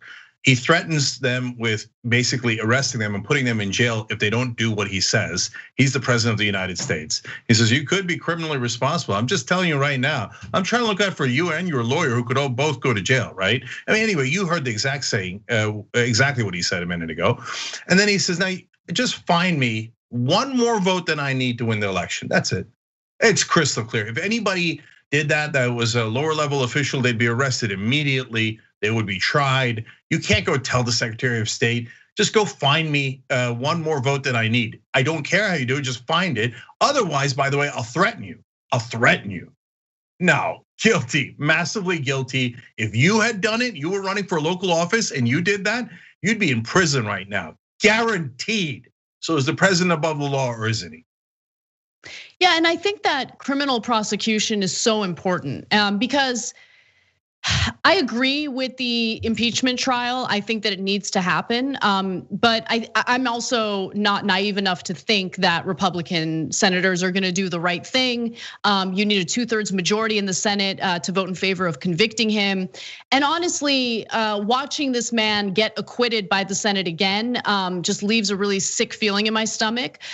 Criminal prosecution makes a lot of sense. And again, for me, this isn't about like, oh, I hate Trump and I want to see Trump suffer. No, for me, it's about ensuring that there isn't this precedent set indicating that the president of the United States can engage in the type of behavior that Donald Trump engaged in, acts of intimidation, asking for state officials to conduct voter fraud on his behalf, all of that stuff. If he doesn't face criminal prosecution for it, it sets a precedent and it sends a message to future Republican presidents that they can do this with impunity, that there's no worry in the world that there will be no consequences whatsoever. And that's unacceptable. It's just unacceptable. Could you imagine if Nancy Pelosi had called a Secretary of State and said, just find me 11,780 votes because that's one more than I need. Otherwise, you might go to prison. What do you think Fox News would say? What do you think how do you think Republicans would react? Of course, and by the way, they would be right to, of course.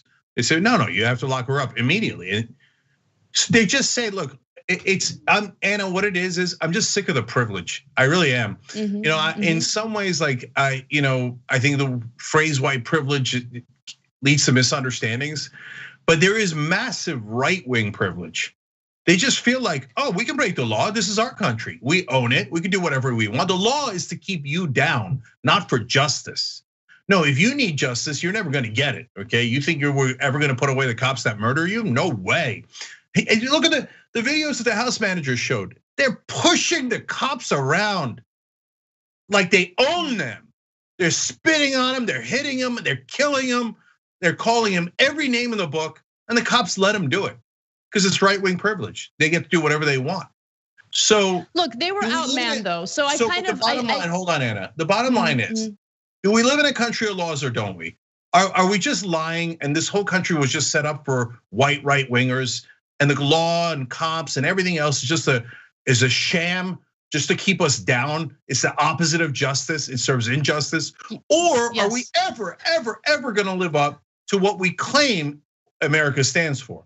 So real justice requires no one to be above the law, including goddamn Trump. And I don't care that 74 million people are in love with him and they want whatever they want, dirty things they want to do with him. I don't care about your stupid cult. I care about America. Do we have laws? Do we have justice or don't we? If you're gonna arrest us for the most ridiculous things like smoking pot and then let Trump go and break every law in the goddamn book, well, that's not what we signed up for. So no justice, no peace.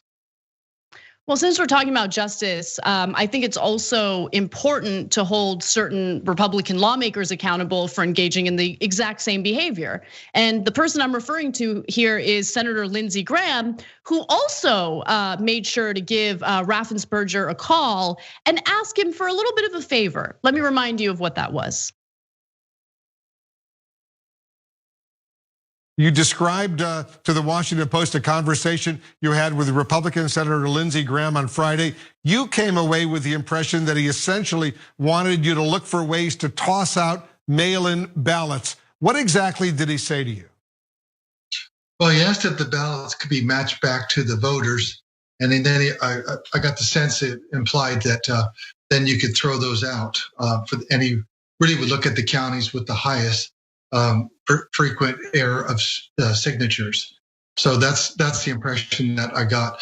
But we've got signature match in place. We have signature match when you request the ballot, absentee ballot, and then we have signature match when it comes in.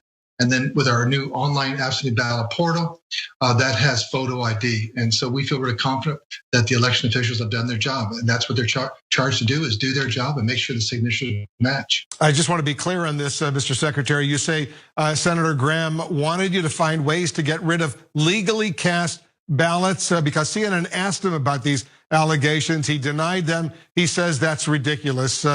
His words, that's ridiculous. Well, it's just an implication that look hard and see how many ballots you could throw out, and I think that they were looking at that as part of a court case, and one actually was subsequently filed, wasn't it? Lindsey Graham should also be investigated for that accusation there because he engaged in exactly what Donald Trump is currently facing an impeachment trial for. And Lindsey Graham, along with other senators, including Josh Hawley and Ted Cruz, have absolutely no business getting a vote on whether or not to convict Donald Trump, considering the fact that they were accomplices to what Trump did. So if we're gonna have a conversation about Trump, we need to have a conversation about Republican lawmakers as well. 100%. By the way, right before you went in that, one of our members, Jolly Good, wrote in, hey, Cenk, how about a public call for the investigation of Lindsey Graham's call to Georgia's Secretary of State to get him to overturn a free election? He's vulnerable like Trump. Progressives should use it to get an investigation and possible prosecution. So look, I would love to call for one, and I love that you're pointing it out. And you're literally one step ahead of us as we do the show, and that's why our members are so smart, and I love working with you guys. Now, having said that, so we can't hold Trump accountable for a minimum of half a dozen super clear crimes. So my guess is they'll go soft on Lindsey Graham because people in power view other people in power as gods and untouchable. So the idea that Lindsey Graham could serve prison time for breaking the law, I'm sure in Washington is thought as unthinkable, unimaginable. That is their beloved Lindsey Graham. Remember, as they're trying to commit a coup against Biden and Harris, Kamala Harris, did a fist bump with Lindsey Graham on the Senate floor. Yeah, Dianne Feinstein gave him a bear hug, like, oh, they're the best friends. You think people inside the club are gonna let Lindsey Graham get arrested? No way. They'd be like, well, if he's next, then they did it to him, and would we all be accountable? And that to them is like the worst thing on planet Earth. I mean, imagine if we put them away for their insider trading, both Republicans and Democrats. They would defend Lindsey Graham with their lives, including all the Democrats. I'll tell you that right now. Oh, don't worry, Cenk. The Senate Ethics Committee investigated the insider trading, and they cleared these senators. The Senate Ethics Committee, the other senators investigated it, and they found no wrongdoing. Okay, great. I mean, it's just such a joke. It's such a joke. But anyway, we do have to take a break. Let's do that. And when we come back, we have an update on the Derek Chauvin case. That's the cop who murdered George Floyd in broad daylight. Possibly some negative updates here. So you don't want to miss that. Come right back and I'll share the details.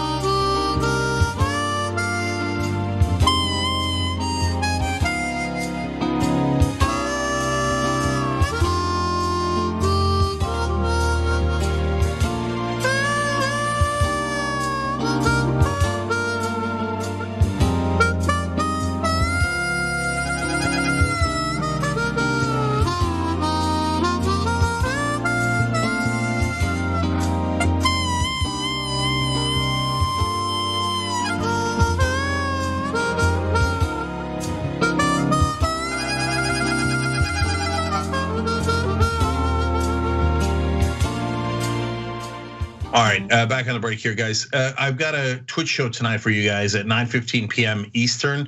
I'm doing Between Me and Uyghur with Charles Coleman. So he's great. You got to check that out. Make sure you go to twitch.tv/TYT. We've been having tons of fun there. That's where we unveiled the infamous John Iadarola sketch last week. So you're gonna want to check that out. And by the way, if you have Amazon Prime, it's free for you, but we get the revenue. It's a big difference. So whether you're on Twitch or not, please go and subscribe. It takes like 1 minute to do it, and it's just a win-win. That's great for all progressives. Okay, in our member section, Eclectic Miscellanea said Lindsey Graham just got reelected. He's golden for the next 6 years. If he had 1 ounce of morality, he'd vote to convict Trump. If he had 1 ounce of dignity, he'd at least shut up.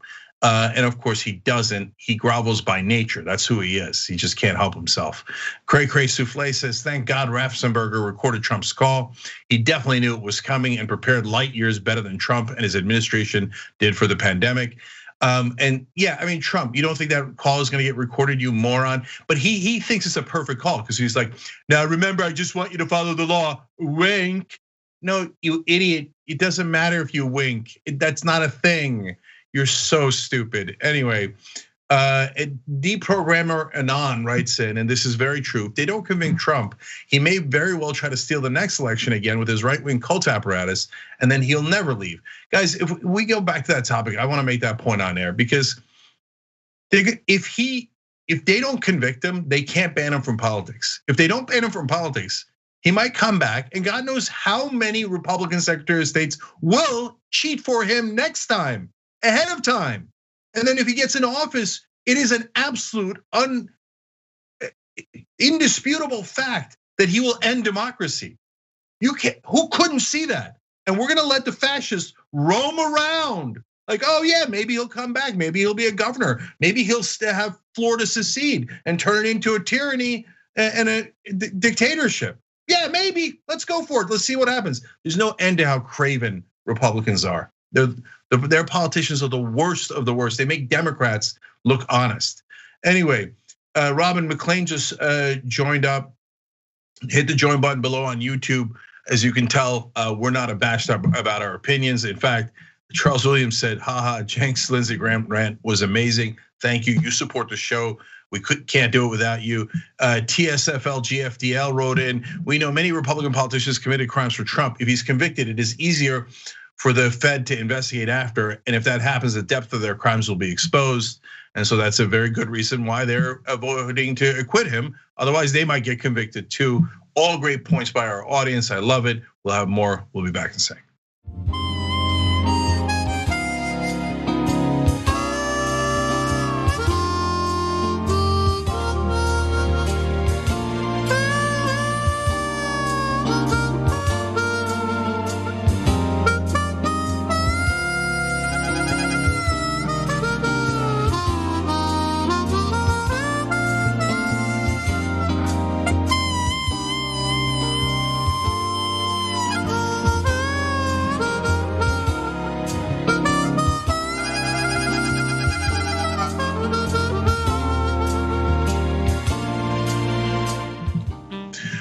All right, guys, I got great news for you that I wanted to share. We've got our first movie at TYT Productions. Now we're going into movies and TV division. We've started a whole division called TYT Productions. So we were accepted and are now a headliner at South by Film Festival, which is amazing for our first movie. The film's called Oxy Kingpins, and you're gonna love it. It's the story of drug dealers that goes from the ground all the way to the executive room, okay? It shows you the chain of custody of the drugs as it goes from the executives who make hundreds of millions of dollars and never get prosecuted, all the way down to the street level drug dealers. Almost all of them get arrested. They all do time. None of them can keep their money, and they're actually remorseful. It's an amazing movie. Anyway, it hasn't come out yet, but it's debuting at South by. Check it out if you can. It's co-directed by 3-time Emmy Award nominee Brandon Fitzgerald and Oscar nominee Nick Augustus Perna. These are amazing crew, produced by Drea Bernardi at TYT. And Chris Smith, the guy who did Tiger King and Fry, is one of the executive producers. And so is Adam McKay, who does Succession on HBO, Vice, and The Big Short. These are amazing, amazing group of people working together on our first movie. And you guys are gonna absolutely love it. So wait till you see the stories of the people that it affects and how they distributed the drugs and who most of all is responsible. And of course, as always, got away with it. So super proud of this movie, super proud that it's headlining at South by, and hopefully you guys will get a chance to check it out real soon. All right, Anna, let's get on with today's news too. Well, although that's part of today's news and I'm super excited about it. Yeah. Yeah, it sounds now amazing. Let's go back to bad news. Yeah. Well, we have some updates on the quickly approaching George Floyd, Derek Chauvin case. So let's talk about that. The trial for former cop Derek Chauvin, and of course he's the cop who murdered George Floyd by kneeling on his neck in broad daylight, is quickly approaching, less than 28 days away. And there are already some troubling signs for anyone who's hoping that justice will be served. Now, we're also learning about former Attorney General William Barr's role in all of this. So let's give you the details on that. Chauvin's defense strategy, which has emerged in numerous court filings from his lawyer, Eric Nelson, legislation is centered on presenting medical evidence that Floyd died of a drug overdose, rather than the fact that Derek Chauvin was kneeling on his neck and basically choked him to death. In a series of motions filed this week, Nelson, the lawyer, asked the court to allow testimony about Floyd's drug use and to forbid anyone at trial from referring to Floyd as a victim. So that is what the defense is going to really rest on. It's going to, the defense is going to argue that, Derek Chauvin, isn't the one who caused the death of George Floyd. George Floyd was on fentanyl. He had underlying health issues, and as a result, he died. Which, I mean, anyone who's an honest actor can see how ridiculous that case is, especially when you go back and watch that horrendous video of what Derek Chauvin did. In fact, I think it's important to watch that horrendous video of what Derek Chauvin did, because sometimes time makes people forget the severity of the situation. And I do want to warn you guys, this is a graphic video. It's a difficult video to watch. But this is what the defense is arguing did not lead to the death of George Floyd. Take a look. Bro, with your feet on his neck, man, you get out the His nose is bleeding. Like, come on now. That's wrong right there with his feet on his neck. Look at his nose. You see your knee on his neck. Yeah, you got your feet right on his neck. He ain't even resisting the rest. I cannot breathe. You just a grown, you're a tough guy. You're a tough guy, huh? I say you're a tough guy. You're not even resisting the rest, bro. His whole nose is fight with him? Bro, but why you just sitting there? He ain't doing nothing now. Put him in the car. It'll kill me. How long y'all gotta hold him down? This is why you don't do drugs, kids. It ain't about drugs, bro. You know that's bogus right now, bro. You know it's bogus. You can't even look at me like a man because you a bum, bro. He's not even resisting arrest right now, bro. His nose is bleeding. You stopping his breathing right now, bro. You think that's cool? Get off of his neck. Still on him, bro. Yes, look at that, Back on the street. Are you serious? Bro, are you serious? And you gonna keep your thing on your neck? He ain't handcuffed, Look at him. bro. Just sitting You're a real man, bro. You're a real man, bro. I trained with these guys. The fact that you guys aren't checking his pulse and doing compressions if he needs that, you guys are on another level. Oh my God, bro. And then he just gonna pull him They up just there dragging that, him bro. like, come on now. And I have your name tag. One other troubling sign, Cenk, is that the defense attorney succeeded in getting the other 3 cops who were on the scene to get tried separately from Derek Chauvin, meaning that during the trial, there won't be a possibility of them testifying against Derek Chauvin. And this is what the defense attorney wanted. So that's also a troubling sign. Wanted to get your thoughts before we get to William Barr's actions here. Yeah, so did I know they were going to try to blame George Floyd? Of course, that's what they always do. Racists who murder black people then turn around and use racism as their defense. It's what they do every single time. Well, I killed him, but he once did drugs. So, a black man there, they had it coming. That's his defense. So look, if you were just looking at it from a legal perspective, you all saw the video. The jury's going to see the video. Everybody knows they murdered him. We all saw it with our own eyes.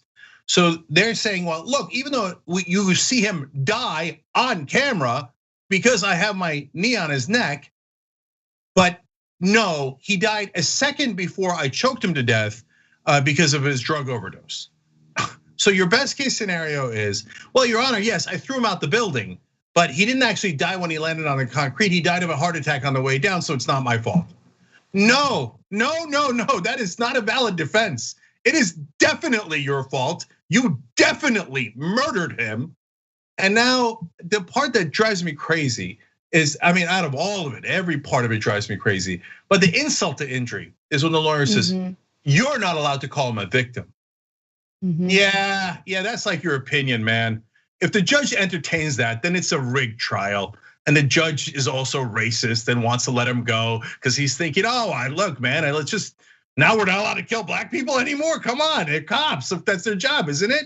What are you going to say? You're not allowed to call him a victim?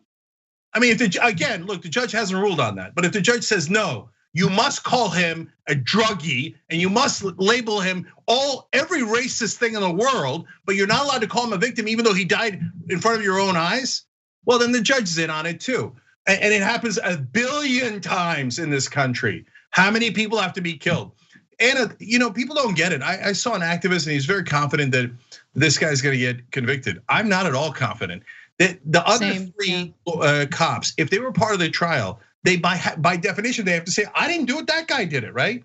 The minute the judge said, no, they're not gonna get tried with him, they were saying Chauvin did it, I didn't do it. The judge makes that rule and they immediately turn around and said, oh, Chauvin didn't do it, I don't know what you're talking about. Oh, that's there we go, thin blue line. Now that their ass is off the line, they all rally around the murderer because that's what they do every time. That's right. And we're also learning some more details about how Derek Chauvin was willing to take a plea deal. He was willing to plead guilty and then take a plea deal and serve some time in prison. But William Barr actually intervened and prevented that from happening. So obviously, you guys can all remember after George Floyd was murdered, there was an uprising throughout the country. There were protests everywhere. The National Guard was deployed to, to the area where Chauvin murdered George Floyd. And the New York Times reports that as soldiers prepared to take to the streets, Derek Chauvin believed that the case against him was so devastating, because it is, that he agreed to plead guilty to third-degree murder. As part of the deal, officials now say he was willing to go to prison for more than 10 years. Local officials scrambling to end the community's swelling anger scheduled a news conference to actually announce the deal. That's how close they came to making this happen. But then, former Attorney General, who was the Attorney General at the time, William Barr, got involved. The Attorney General rejected the arrangement. The deal was contingent on the federal government's approval because Chauvin, who had asked to serve his time in a federal prison, wanted assurance he would not face federal civil rights charges. And then the New York Times comes to a fascinating conclusion. I don't know how they came to this conclusion. I'm personally not buying it, and they need to provide evidence for why they came to this conclusion. They argue that Barr worried that a plea deal so early in the process and before a full investigation had concluded would be perceived as too lenient by the growing number of protesters across America. Really? Is that a direct quote from William Barr? Where did they get that from? Yeah, well, I don't know if the audience at home knows this, but if you've been watching TYT long enough, you will. A lot of times reporters trade access for favors. And the favor is, I'll give you, I'll put you in a favorable light, right? So you give me some piece of information that I want, and this is all, code, right? And so it's unspoken deals oftentimes. And so, hey, give me access to some information, I'll get a headline out of it, and my profile will rise. And in return, I'll make it seem like you're the hero, that you were trying to protect the feelings of African-American community. William Barr was? William Barr, that William Barr. I mean, he certainly has absolutely no history of doing that. What he has a history of doing is protecting law enforcement at every single turn. Now, look, is the case that maybe we shouldn't have taken that plea deal a debatable one? Yes, I think it is debatable. It's maybe 10 years would have been perceived as not enough. There's another wrinkle to it. There was going to be another state prosecutor brought in, not the local guys who usually work with those particular cops. And it was the old guys who work with the cops who made the deal, right? So the people might have seen that as questionable before the new prosecutors came in. So that's a debatable question. But New York Times concluding that William Barr was the hero who stopped it, that seems like a very big stretch. And unless they have some real evidence, it makes me question why they wrote it that way. Well, let's move on to our next story because Tucker Carlson has some thoughts on the case, and he's just absolutely disgusting and horrendous. So, as the trial for ex-cop Derek Chauvin quickly approaches, and of course, Derek Chauvin is the one who murdered George Floyd in broad daylight, Tucker Carlson is amping up his rhetoric regarding who Derek Chauvin was, what he actually did, but more importantly, he's going out of his way to basically demonize George Floyd as nothing more than a druggie who died because he was nothing more than a druggie. This is what you can expect from Tucker Carlson and his broadcasts. So without further ado, here's how he commented on the situation. There was no physical evidence that George Floyd was murdered by a cop. The autopsy showed that George Floyd almost certainly died of a drug overdose, fentanyl. But by that point, facts didn't matter. It was too late. Cities had been destroyed, along with the fabric of this country itself. Scores of people had been killed. Democratic partisans used a carefully concocted myth, a lie, to bum rush America into overturning the old order and handing them much more power. It worked flawlessly.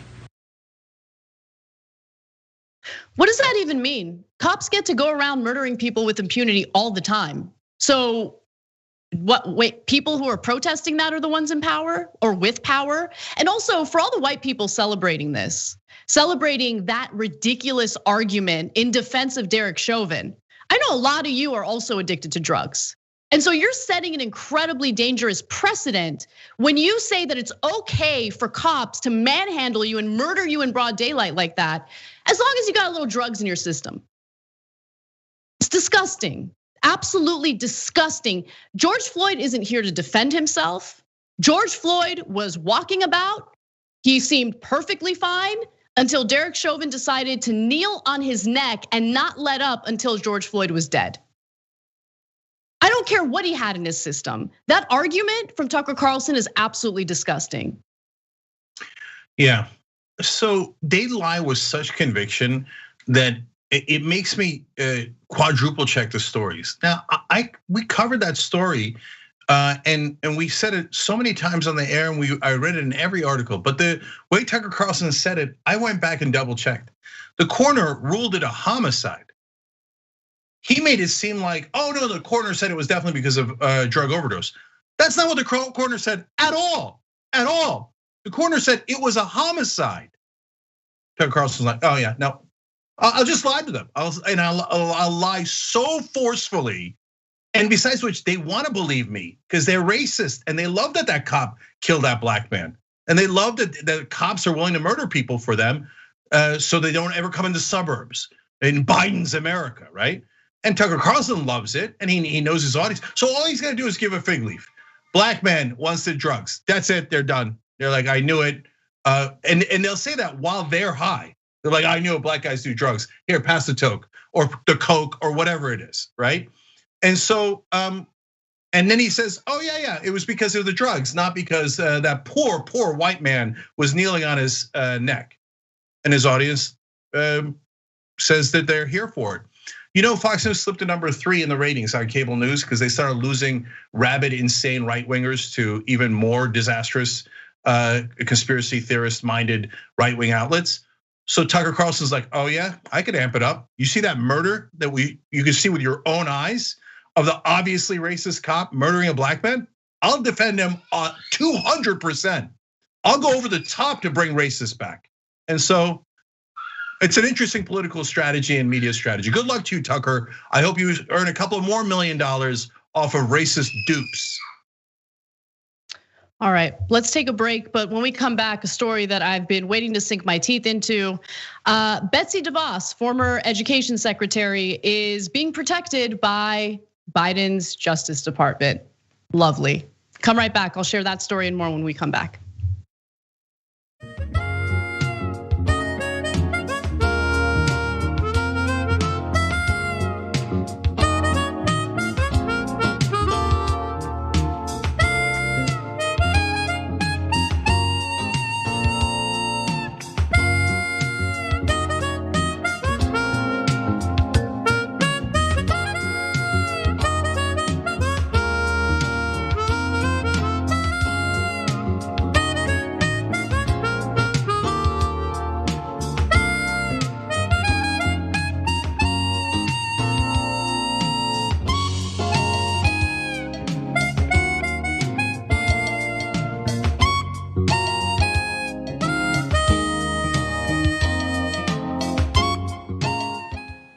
Hey guys, not a big deal. I'm taking over. I'm doing the social breaks now. Let's start with member comments. Spicy Tuna. Oh, Spicy Tuna, I see you. I see you. If that cop walks, his fellow officers are gonna get a lot of overtime for the inevitable riots that will follow. It's a good point. I mean, I can't imagine the absolute rage that people will feel, myself included, if justice isn't served in this case. Who is Biden? Me? Oh, right. Writes in and says, the family should sue Tucker and Fox. I was thinking this as well, for libel as it's publicly known from the autopsy that it wasn't drugs that killed him.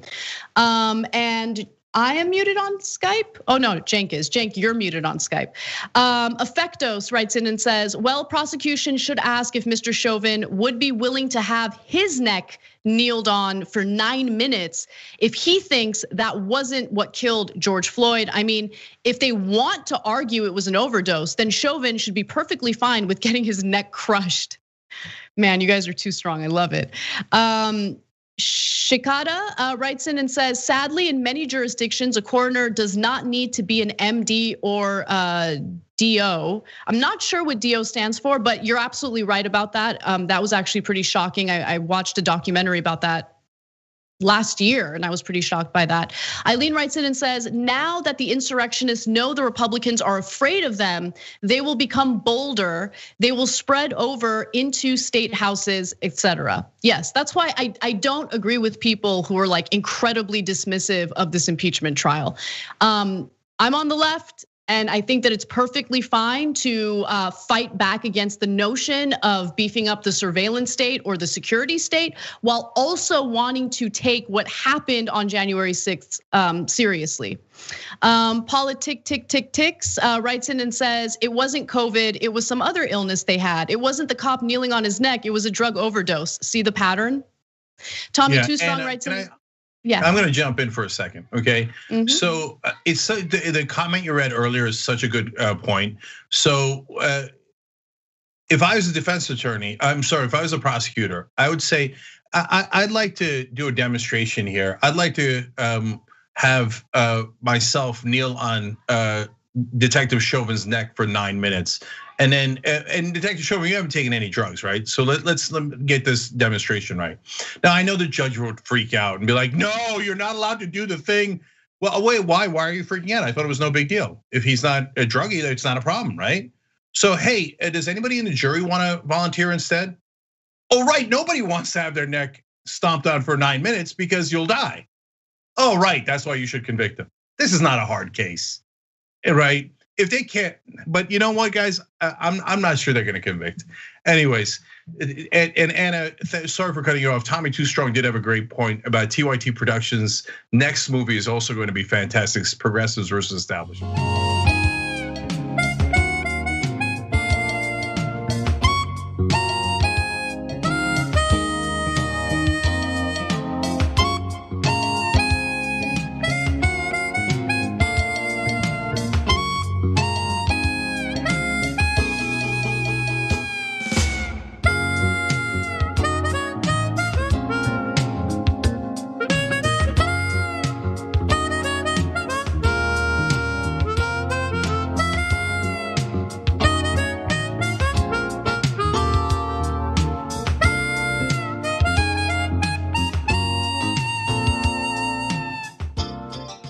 All right, back on the Young Turks, Cenk and Anna with you guys. All right, Anna, go ahead. Give me another story I'm going to get enraged about. Fine, let's do it. If you think you're enraged about this, Biden's Justice Department has decided to step in to protect former Education Secretary Betsy DeVos, who was held in contempt of court back in 2018 after she refused to follow a federal judge's orders to stop collecting student loan payments from students who had been defrauded from for-profit colleges. So the students are suing Betsy DeVos for good reason, and they want her deposed. But the Justice Department stepped in under Biden to prevent Betsy DeVos from having to give a deposition. I'm so angry about this case. I knew Biden's administration would have all sorts of problems that someone like myself, a progressive, would be furious about. This goes above and beyond, okay? Because you have federal judges who held her in contempt for not doing what she was ordered to do. She's being sued by students who had been defrauded. And Biden's Justice Department steps in, is like, no, let's protect DeVos. We don't want her deposed. Why? Okay, let me give you the details. Sorry. Can I answer that question? Because they're all in the club, and they'd rather protect the club than protect you. So remember, Biden is the one that passed the bill that said that you can't get rid of your student debt in the first place, the bankruptcy bill, and Biden was super proud of it. He's the one that put the albatross around our neck in the first place. So number one, on the substance of it, it's not at all surprising. They're like, oh, Betsy DeVos used education to rip people off. Yeah, the Biden administration is here for it. And then secondly, they're like, oh my God, you would dare question someone who was a secretary of education? We will not stand for it. We are above the law. Go protect our beloved Betsy DeVos. So of course, they're all in the same goddamn club. It's just, it's so maddening. Okay, so again, let me remind you, this case has to do with students who were found to be defrauded by for-profit colleges. What do I mean when I say defrauded? Corinthians colleges, DeVry, those types of for-profit colleges were found to have lied to potential students. This was a discovery through lengthy investigations. Some of the things that they would do was lie about what they would receive through their education. They would take out tens of thousands of dollars in student loan debt, okay? And then the students would be shocked to find out that the education that they received wasn't actually accredited, meaning that it means nothing. It's nothing. They don't have the proper credentials or certificates in order to get hired in whatever trade they went to these for-profit colleges for, okay? So they got scammed, they were scammed. And after those investigations concluded that, the Obama administration indicated that all of those students who were defrauded were not to pay those student loans back, okay? Those student loans were to be forgiven. In comes Betsy DeVos, and Betsy DeVos is like, no, I'm gonna reverse what Obama did. I don't like it because I love my for-profit college buddies. And she filled the education department with all these for-profit college executives, okay? That's who Betsy DeVos is.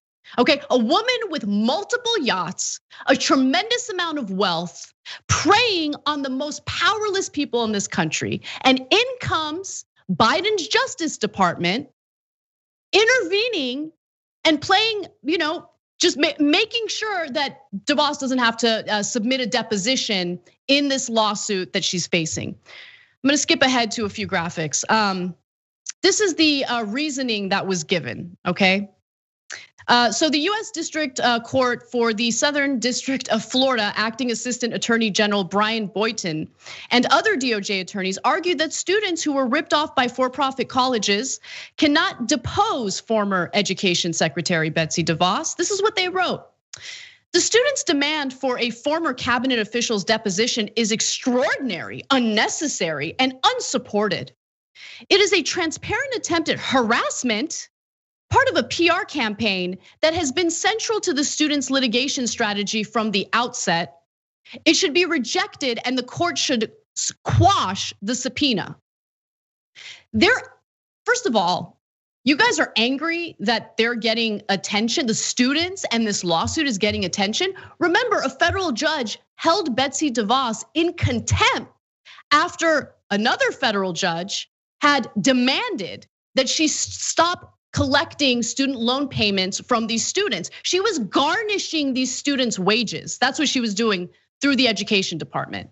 She didn't listen to the federal judge. She was held in contempt.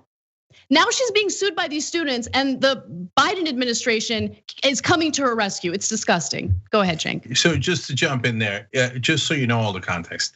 The judge says clearly these people were defrauded. DeVos herself says, yes, the degrees were, quote, worthless. Okay, the judge orders them to not keep harassing those folks for payment because they shouldn't pay, right?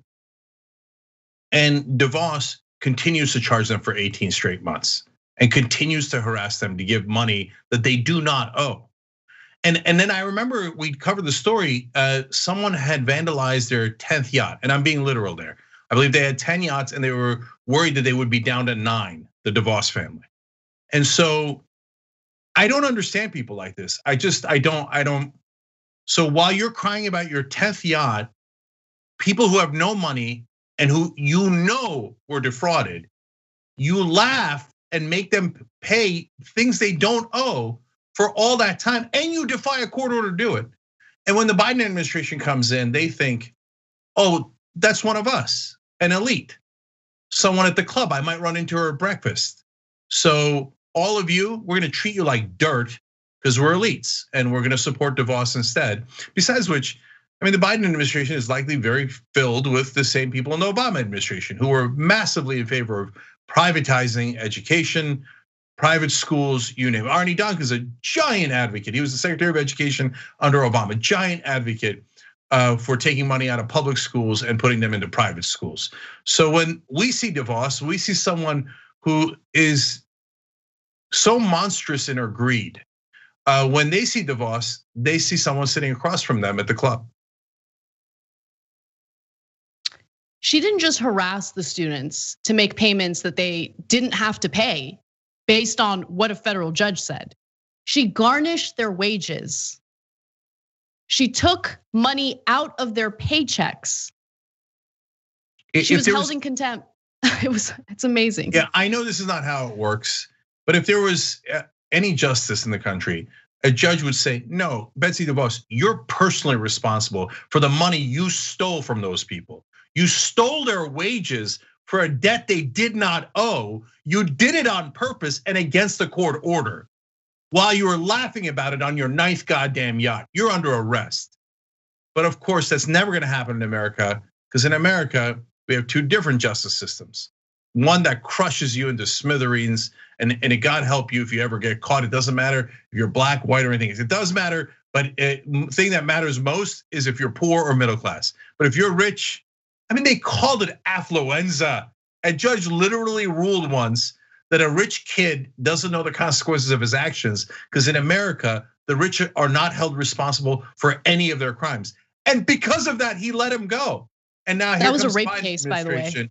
What's that? No, that wasn't a rape case. I apologize. It wasn't. That was a kid who stole a vehicle, drove without a license, stole liquor, crashed on the side of the road, hitting innocent bystanders. One person died. That was the affluenza case. That's right. The rape case of where another rich kid raped someone and left her behind a dumpster, he also got off, but that was a different case. So they're just rubbing our nose in it now, and so they did the whole thing about, oh, Biden, the kid from Scranton, so he's he's a real guy and stuff. Oh yeah, and then what happens? First thing, go defend Betsy DeVos. All right, I'll give the last word to Chris, one of our members. He says, so you have Biden's Justice Department protecting DeVos. Meanwhile, ICE has gone rogue and he's ignoring that same Justice Department. Welcome to Biden's America. Exactly. Biden's America is where we all get rolled by Republicans and Biden watches and oftentimes participates. If I was Biden and my ICE department is not following me, somebody would be fired within the next day, and then the next day another person would be fired, and I'd fire however many people I need to fire until all of a sudden, hey, ICE complies with my order because I'm the president of the United States of America. So instead, he's too busy defending DeVos. All right, let's take a break. I'm gonna calm down. And when we come back, looks like there's some censorship going on in media outlets that you might not have expected. We'll give you that story and more when we come back.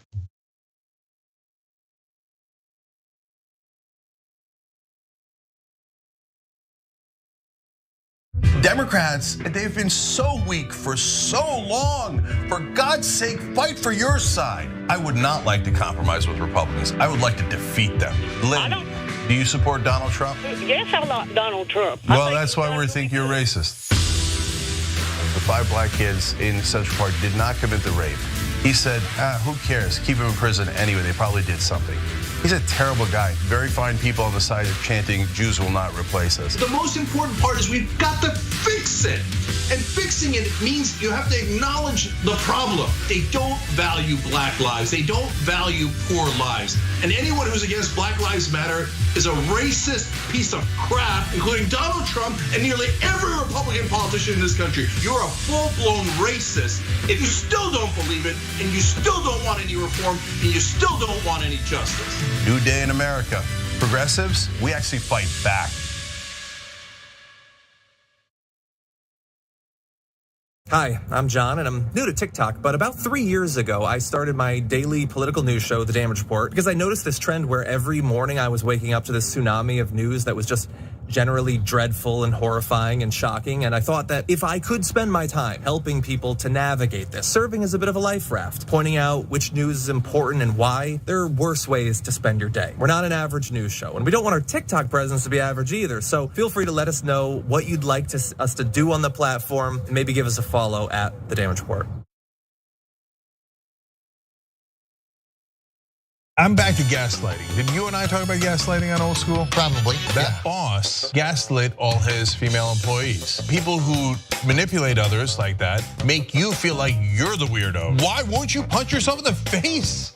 What is wrong with you? And you're like, oh my God, I feel so bad. Why didn't I just punch myself in the face and poke my eye out? I'm 47 and I just figured it out like earlier this year. You figured out somebody was doing it to you, or that you were that it was that it would have been happening my whole life and I didn't realize it. Right. Hey everyone, Matteo Scarapore here, author of Black Buck, which is Shop TYT's first fiction book ever. I'm honored. So, Black Buck is about a young man named Darren who's living in Bed-Stuy, Brooklyn. He lives with his mom, he has his girlfriend, he has his best friend, he has his neighborhood, and his neighborhood has him. Darren's also working at a Starbucks in Midtown Manhattan. And one day, this man, who's real suave and good looking, comes in and asks Darren to give him his regular. But for some reason, Darren says no. This man named Rhett Daniels, who's the CEO of a startup called Someone, located on the 36th floor of the same building, is impressed. And he invites Darren upstairs, and then he extends an offer to join his elite sales team. Darren reluctantly joins, and he soon realizes that he's not the only black salesperson there. He's the only black person in the entire company. So he goes through hell and back in order to make it to the top. And once there, he has status, money, power, but he says, you know what? I don't like being the token black guy. So he hatches a plan to help other people of color infiltrate America's tech startup sales teams, redefining what it means to be a minority in the workplace. This book definitely, if you couldn't tell, touches on many things that are relevant to this moment that we're all living in right now, but it's also connected to the many moments in history that have come before today. I hope that you read it, I hope that you enjoy it, and if you want to order a copy, go to shoptyt.com. Thank you, be well, and happy 2021.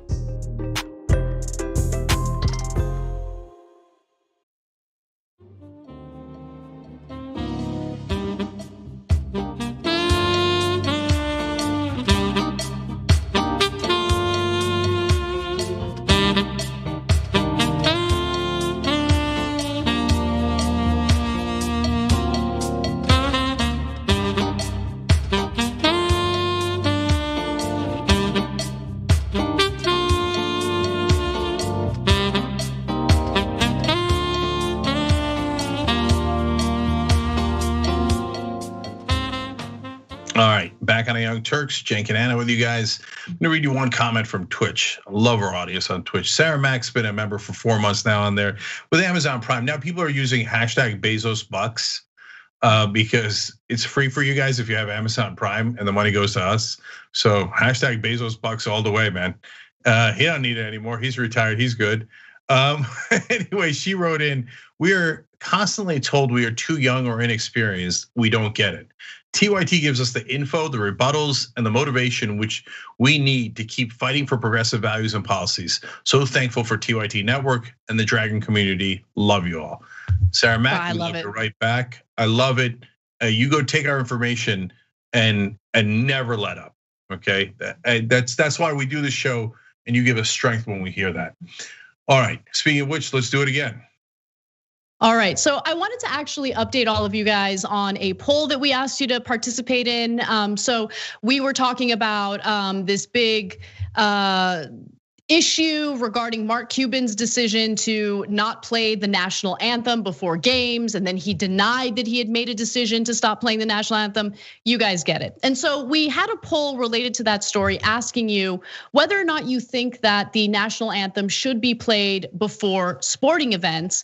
And wow, there wasn't really much disagreement among the audience. 85% of you believe that they should stop playing the national anthem. About 15% of you believe that they should keep playing the national anthem. So looks like we have a large portion of our audience is unpatriotic and anti-national. I'm just kidding.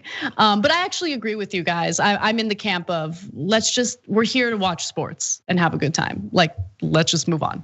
Okay, so let me just say, during the post game for the members, I will tell 2 incredibly embarrassing stories about that related to me. Okay, and you guys will love it.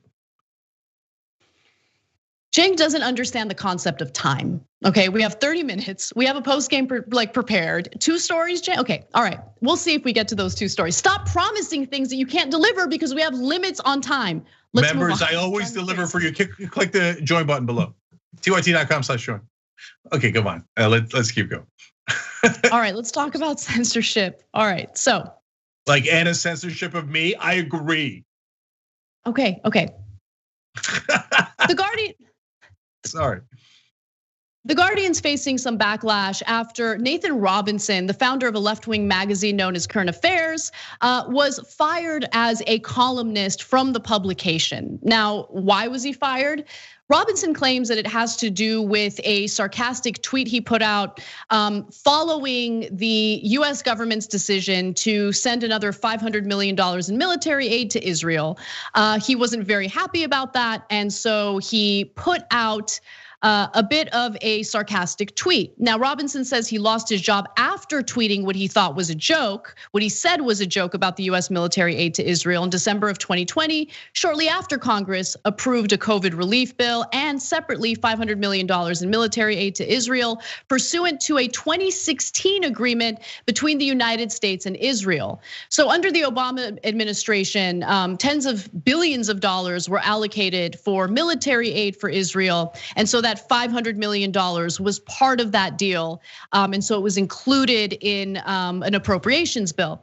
Now, with that said, Nathan Robinson argued, I am, to my constant shame, moderately active on Twitter, so I relieved my anger with a joke tweet. And here's the joke tweet that he's referring to.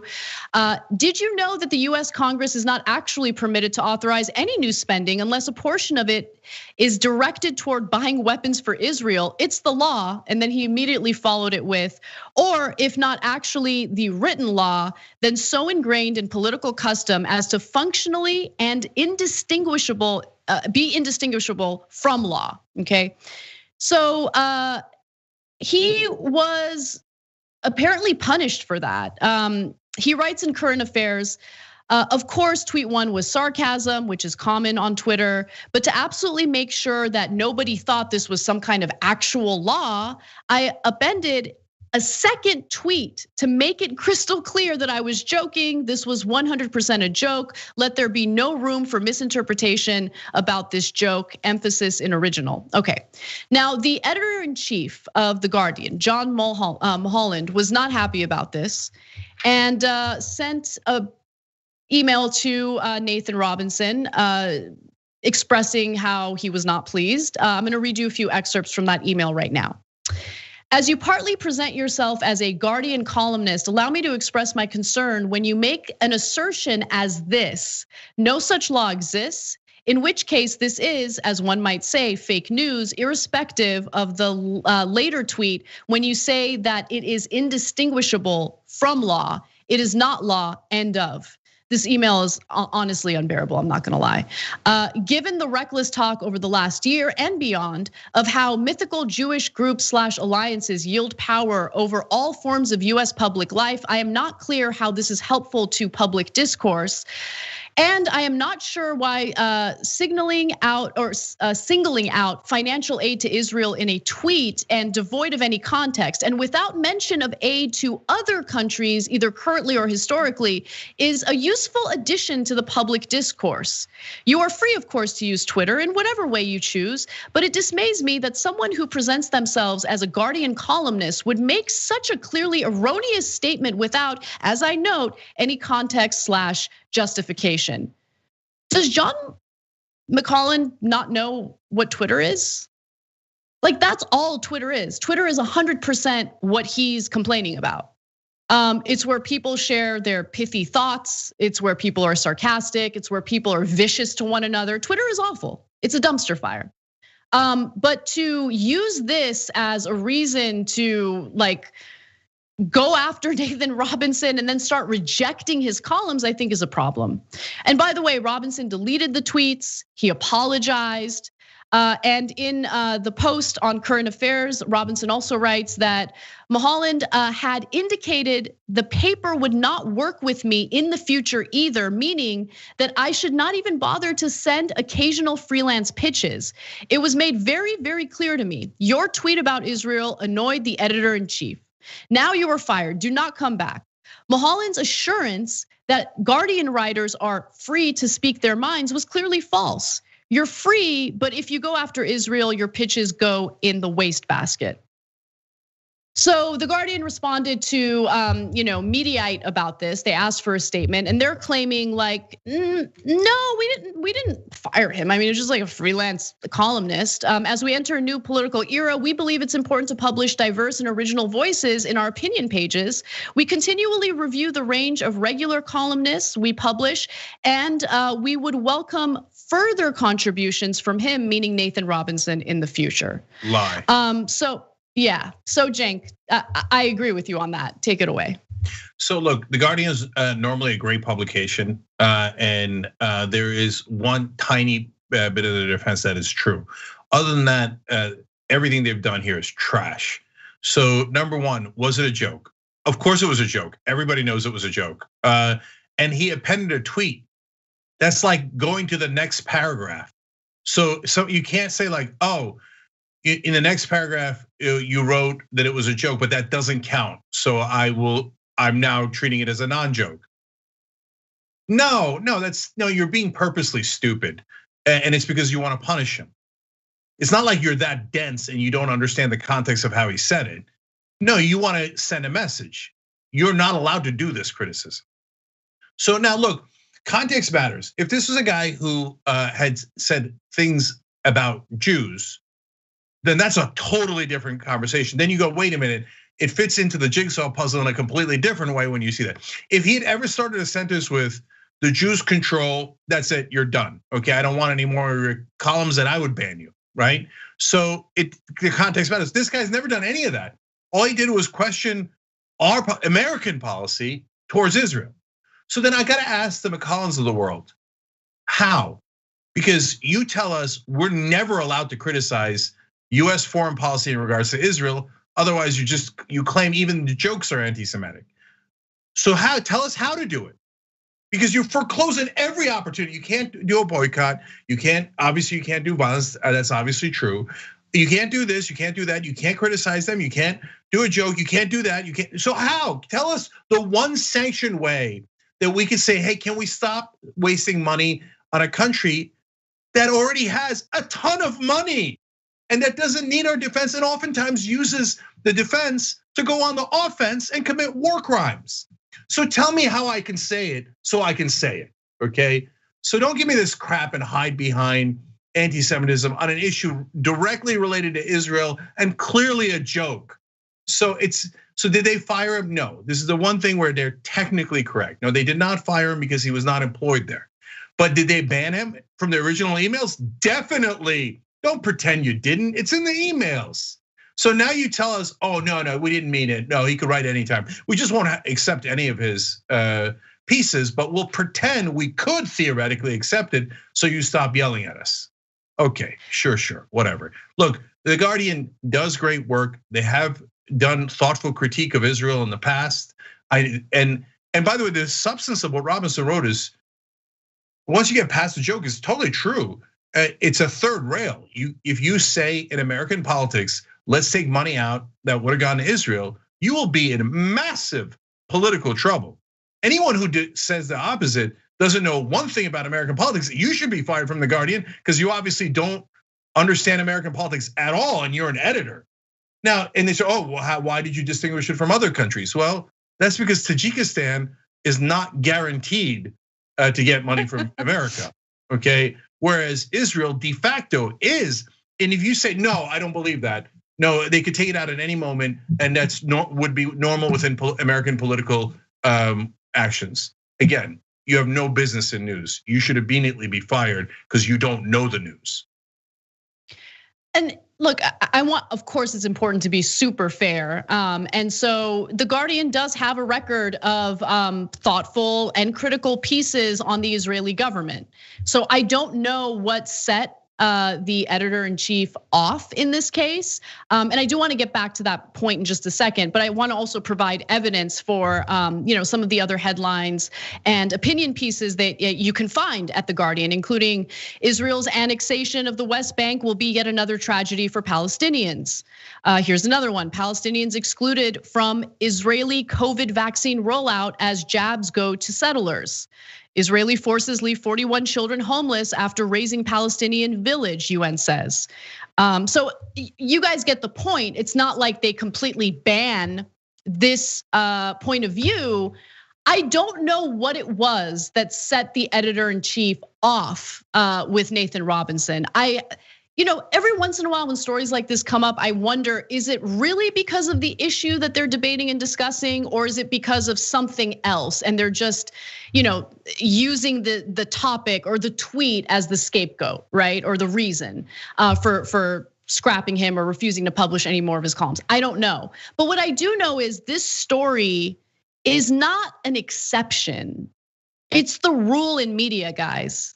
This is why I'm at TYT. Like I get to say what I want. I get to cover the kinds of topics I want to cover.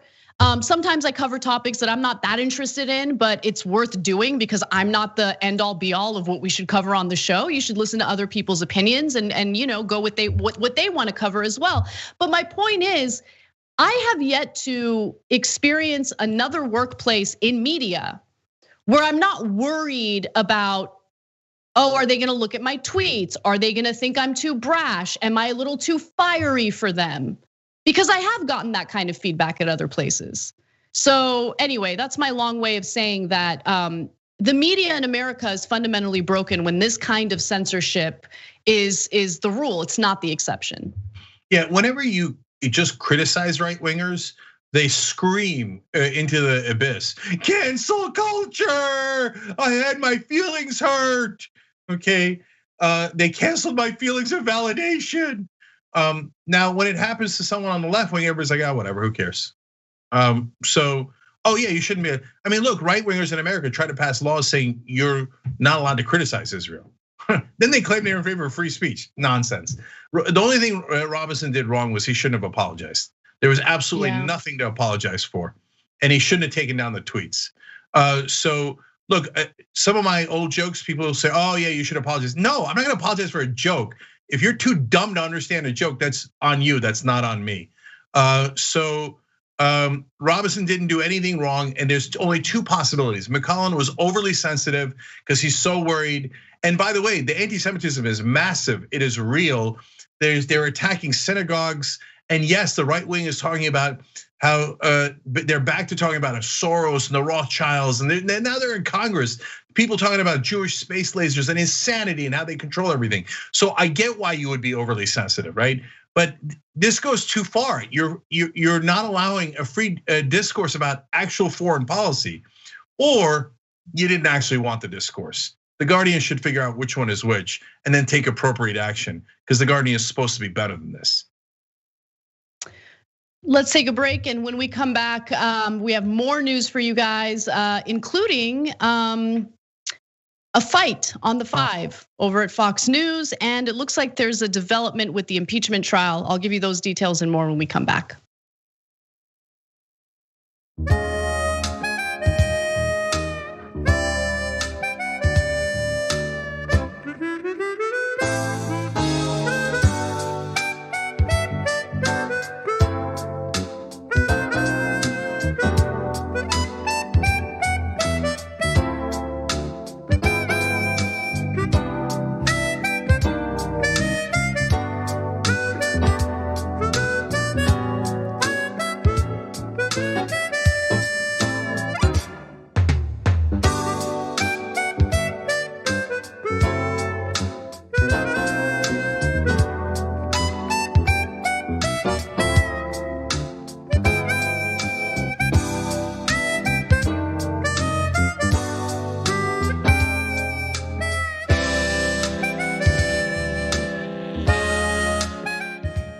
All right, back during the break here. Let me read some of your comments from our member section. The Progressive Defender says, "Oh, stop! When you call criticism of Israel anti-Semitism, you cause people to be misinformed on what real anti-Semitism is, and that is very dangerous right now when it is on the rise in America." Exactly right. Thank you for voicing that.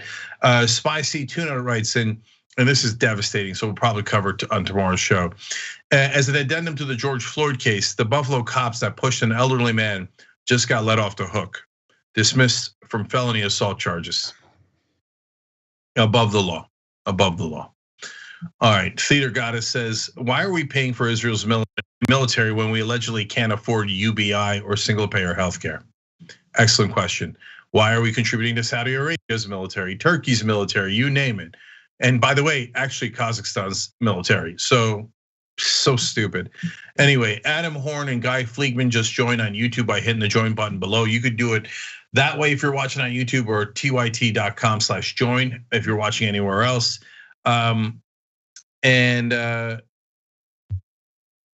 I want to read one thing because I want to correct it. Iroquois Pilskin wrote it on Super Chat. DeVos is horrible. Do we know? But do we know if Justice Department is required to represent DeVos because she's a former employee?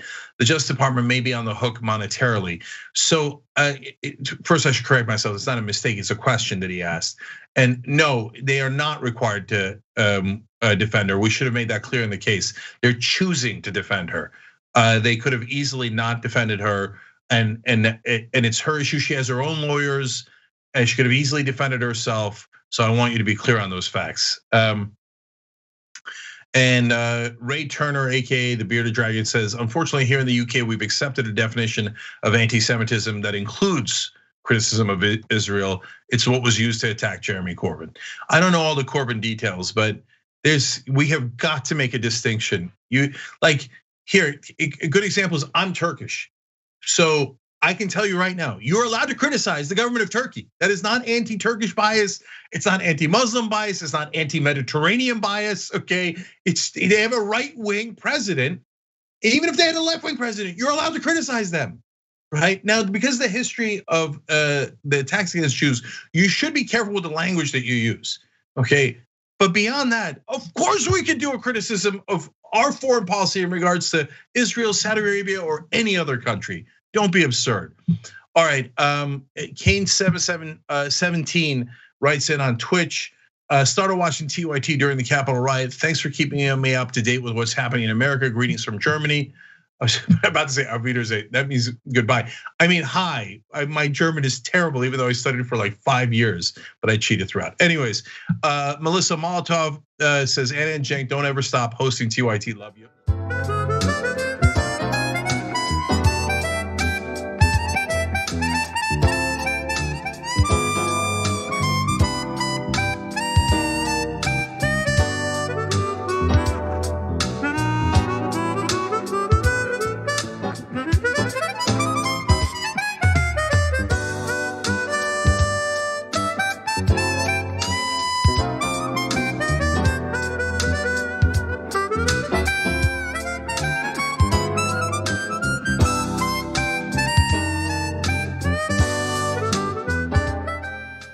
All right, back on TYT, Cenk and Anna with you guys.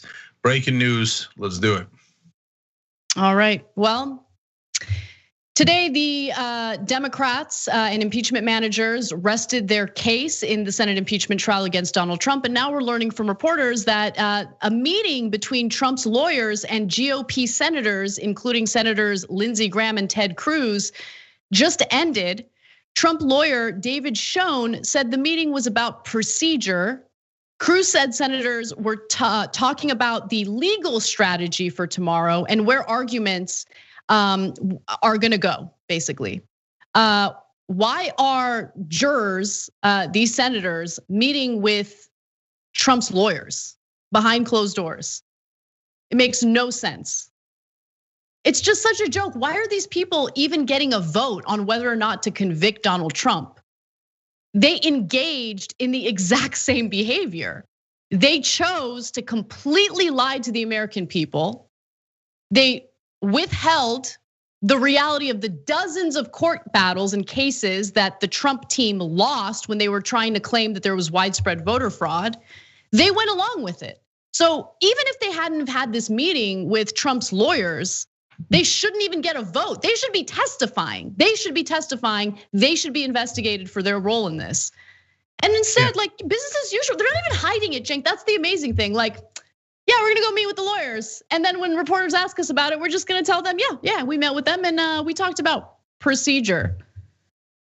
It's ridiculous. So you make a really good point there. I want to come back to that in a second, but you mentioned the reporters, and one thing that one of the reasons that they're being brazen here is because the reporters are letting them get away with murder. So almost all the reporters start the conversation with, now there are 45 Republican senators that are likely going to vote no, so this trial is not. Basically, the implication is the trial is not that important. It's political theater. No, so wait a minute. Aren't you ever gonna let's talk about the substance of it? Saying, or you're gonna say, hey, 45 Republican senators said that they're likely to vote with Trump no matter what, and hence they're not being fair with the evidence. They don't care. They're just voting based on politics. But they don't say that. So just tell people the reality. Don't tell them, don't pay attention because the Republicans are already dirtbags and have promised to be dirtbags throughout. And you don't even say that. You just say it like, well, if the Republicans vote no, then it must not be true. Like that's the giant message that's glaring through to me. All right, blaring through. Anyway, the conflict of interest point I had not heard anywhere else, Anna, and that's really interesting. Josh Hawley, Ted Cruz, and others did the same exact thing as Donald Trump's first charge. Remember, there's 2 charges of impeachment. The second one is inciting an insurrection. The first one is about lying about the election and the consequences that came from that. Well, Josh Hawley and Ted Cruz lied about it, and Lindsey Graham lied about it just as much as Trump did. They're also guilty. I'm not talking about convicting them. I'm not talking about a trial, a political one or a legal one, but they certainly have a conflict of interest in the case. They told the same lie Trump did. So there's a good argument to make that in a normal trial, you would never let a juror sit on the jury if they had a massive conflict of interest like that. Right now, in the George Floyd case, they're basically tossing out any juror that says, yeah, I think Black Lives Matter. Because they view that to be a conflict of interest if you think Black lives should actually matter and not be crushed to death. But it's not a conflict of interest that Cruz and Graham did, and Hawley did the same crime as Trump, the literal one that he's being charged with. It's absurd. The whole thing's absurd. Yeah, I mean, it makes a mockery out of the whole impeachment process, right? Because, I mean, and then let's be clear, this isn't a criminal prosecution. This is a political effort to hold Trump accountable for what he did, but it matters, right? For me, what matters the most is that this sets a precedent indicating that a sitting president cannot do what Donald Trump did. And so even though this isn't a criminal prosecution, it's still important, right? And you're gonna have Republican lawmakers who clearly have a giant bias in this regard because they engaged in the same behavior, getting to vote on whether or not Trump should be convicted. It's just, it blows my mind, and it's so corrupt, it's so wrong. And the brazen nature in which these Republican lawmakers met with Trump's attorneys tells you everything you need to know. That they're above any type of anything. They're above the law, they're above any decorum, anything that lawmakers claim they care about. Law and order, something we heard from Trump and Republicans over and over again during the 2016 campaign. They don't care about that stuff at all. They will protect one another regardless of what kind of criminality they engage in, regardless of what kind of unconstitutional behavior they engage in. They look out for one another. When they talk about law and order, they're talking about the powerless. You commit acts of desperation, crimes of desperation, well, we're gonna throw the book at you hard. But when it comes to people in positions of power abusing that power, no, they'll look out for each other. Yeah, 100%. So look, there's a couple more issues here. Number one, Trump famously said, if I shoot someone on Fifth Avenue, my voters would let me get away with it. Well, it turns out so would Republican senators, because their argument is literally, it's unconstitutional to hold the president politically responsible if he's already left office, even if he did it while in office. So according to that argument, Trump could literally shoot someone on Fifth Avenue, and the Republican senators would say, no, too late, he's out of office. It's okay. Maybe you could bring him up on criminal charges, but we will not hold him politically responsible for that murder. That is their argument. They're saying there's nothing that he could have done where it wouldn't be unconstitutional to go forward. Okay, so and hold him responsible. So now the second thing is, Anna, it's not just what if someone else does it. Trump can come back, run in 4 years, and if they never convicted him on this, and if he wins, the minute he gets in office, he goes, "Oh, I can do all the violence I want. I was already tried on this, and I was acquitted." So the Republican senators told me I could rile up any crowd, direct them to any person, and lynch them, and it'll be totally fine. They already acquitted me. The minute he steps into office, democracy's gone. And so, and the Republicans are here for it, because that's what the Republican Party has turned into. Party of monsters and tyrants. All right, let's switch gears a little bit and talk about some the cross section of entertainment and politics. Okay, so this involves a Disney Plus show that's been getting a lot of attention lately. Actress Gina Carano, who plays Cara Dune in the Disney Plus show The Mandalorian, has been let go from the show. Carano compared hating someone for their political views to the persecution of Jewish people during the Holocaust, which is an incredibly dumb point to make for obvious reasons. But she feels that any type of criticism towards someone's political beliefs is the same as Jewish people getting persecuted. So Disney let her go, and they confirmed that in a statement. Now, Lucasfilm, which is under the umbrella of Disney, said this: Gina Carano is not currently employed by Lucasfilm, and there are no plans for her to be in the future. Nevertheless, her social media posts denigrating people based on their cultural and religious identities are abhorrent and unacceptable. And she had posted other controversial things as well, including mocking the idea of wearing a mask during the COVID-19 pandemic. She mocked gender pronouns, the type of stuff that you would hear from a Ben Shapiro podcast. She just regurgitated and repeated, on social media posts. And so the Hollywood Reporter, by the way, also noted that she's been dropped by her agency, UTA. And there were plans for her to star in her own Disney Plus show prior to this controversy occurring. In September, by the way, Carano added beep, boop, bop to her Twitter bio in what many saw as mockery of people who list their pronouns. She denied that accusation and said she was responding to people who asked her to list her pronouns, exposing the bullying mentality of the mob that has taken over the voices of many genuine causes. So, Cenk, the real question here is, well, first, let's just know. I disagree with all of the controversial things she posted. Let me be absolutely clear about that. I think you're all on the same camp, right? Yeah. Yeah. Okay, so the real question here is, should she have been fired from the show? Yeah, no. I haven't seen anything that crossed the line. So now let me explain why I say that and where the line is. And it doesn't mean that what she did wasn't insensitive, right? So I think that comparing it to Holocaust survivors is by far the most offensive.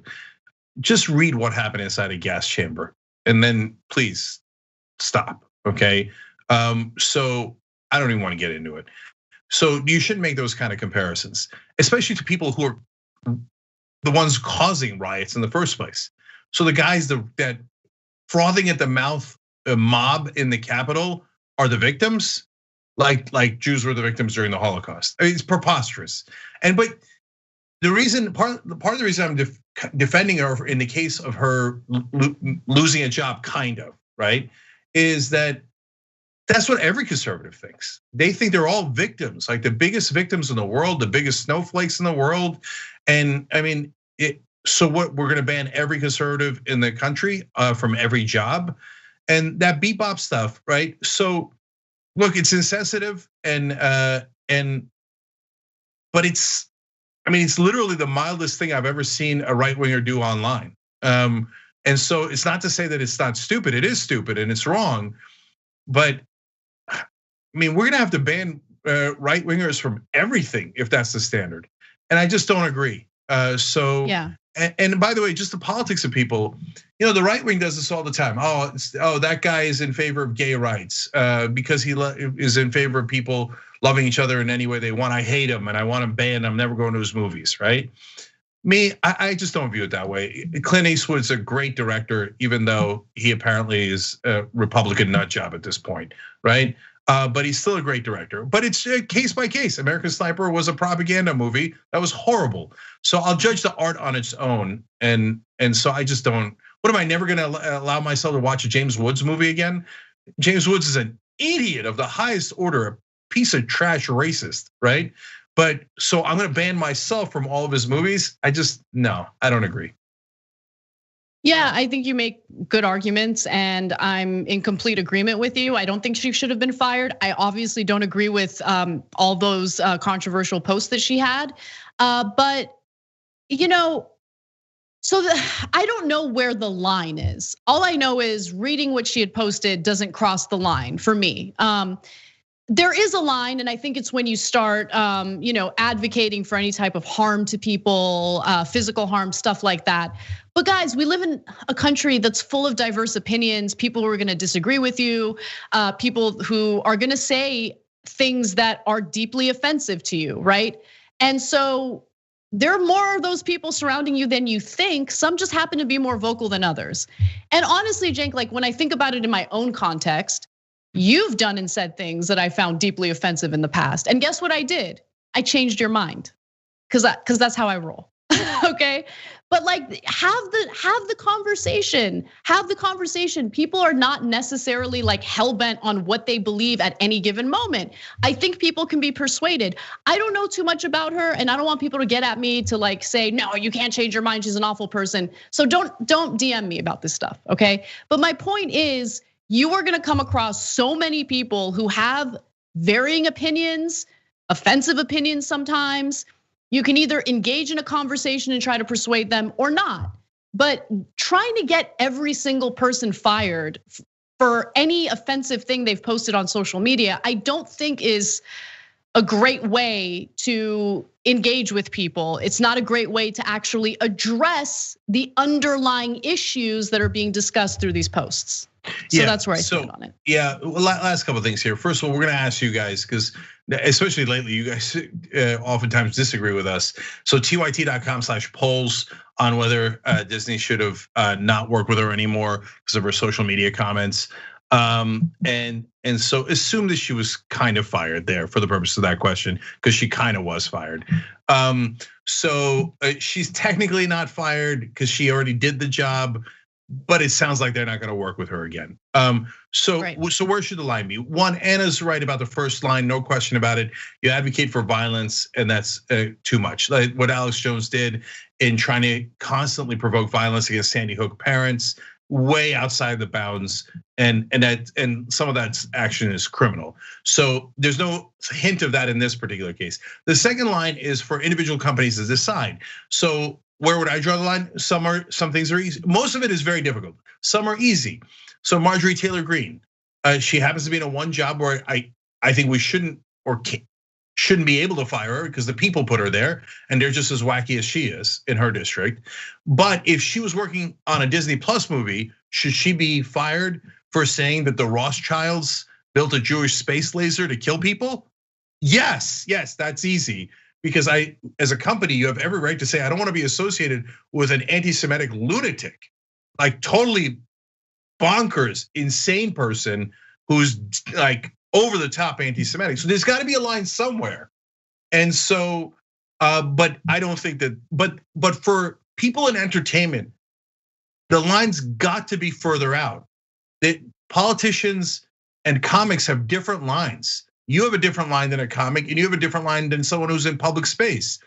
So if you're doing it in private, that's a different matter. So context matters. And within the context of everything that's been said, if I could cancel people based on those comments, I could cancel like half of America based on the offensive things they've said about me. Okay, so that's just, no, you got to give them much more latitude. Otherwise, we're going to cancel everyone and no one's going to be allowed to work anywhere. We got to take a break, our final break of the hour. And when we come back, we have more news for you, including some of the unintended consequences of anti-sex trafficking legislation that passed in this country. And later in the show for our members, we're gonna talk a little bit about what's going down in Poland with their insane anti-abortion laws. And we're gonna talk about something that TYT did that went insanely viral. We'll explain why. So become a member, tyt.com/join to become one. We're gonna take a break and we'll be right back.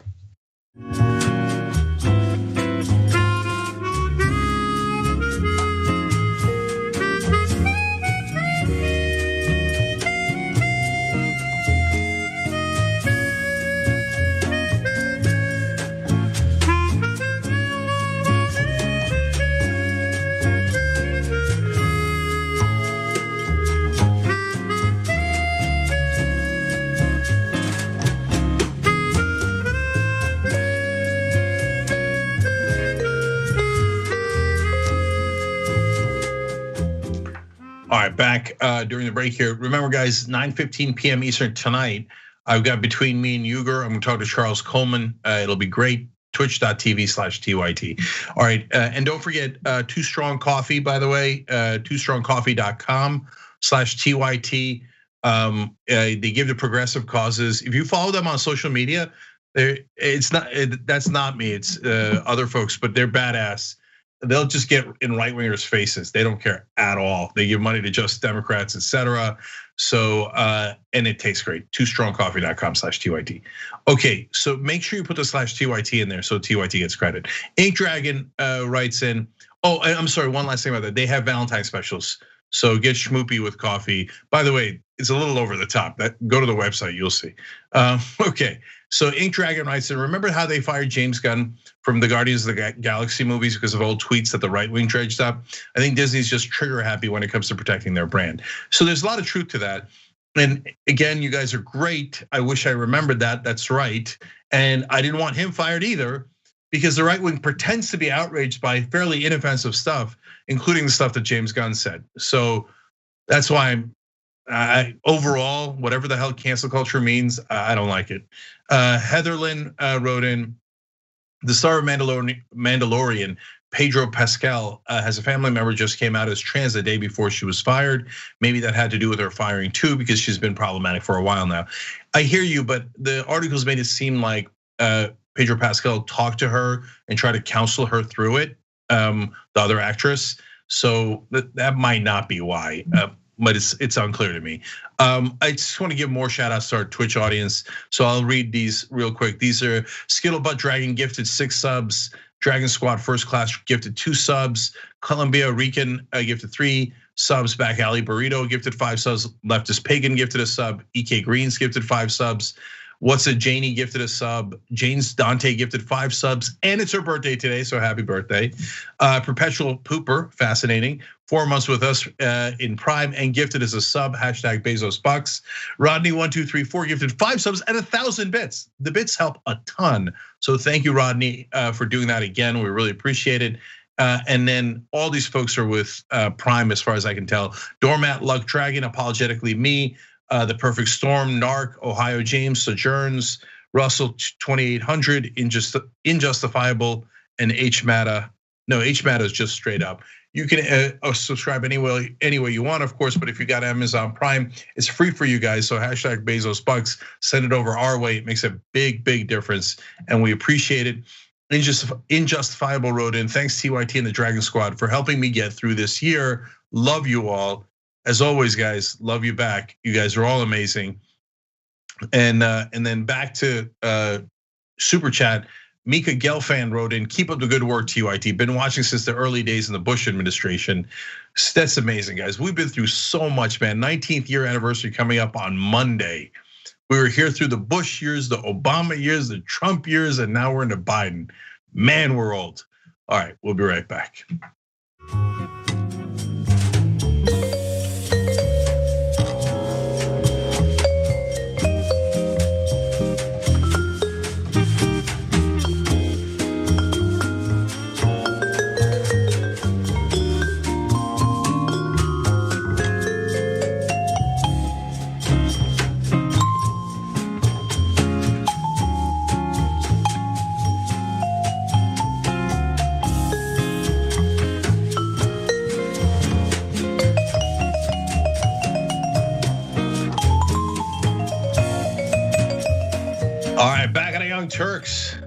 Cenk, Anna, the legends of the internet, not a big deal.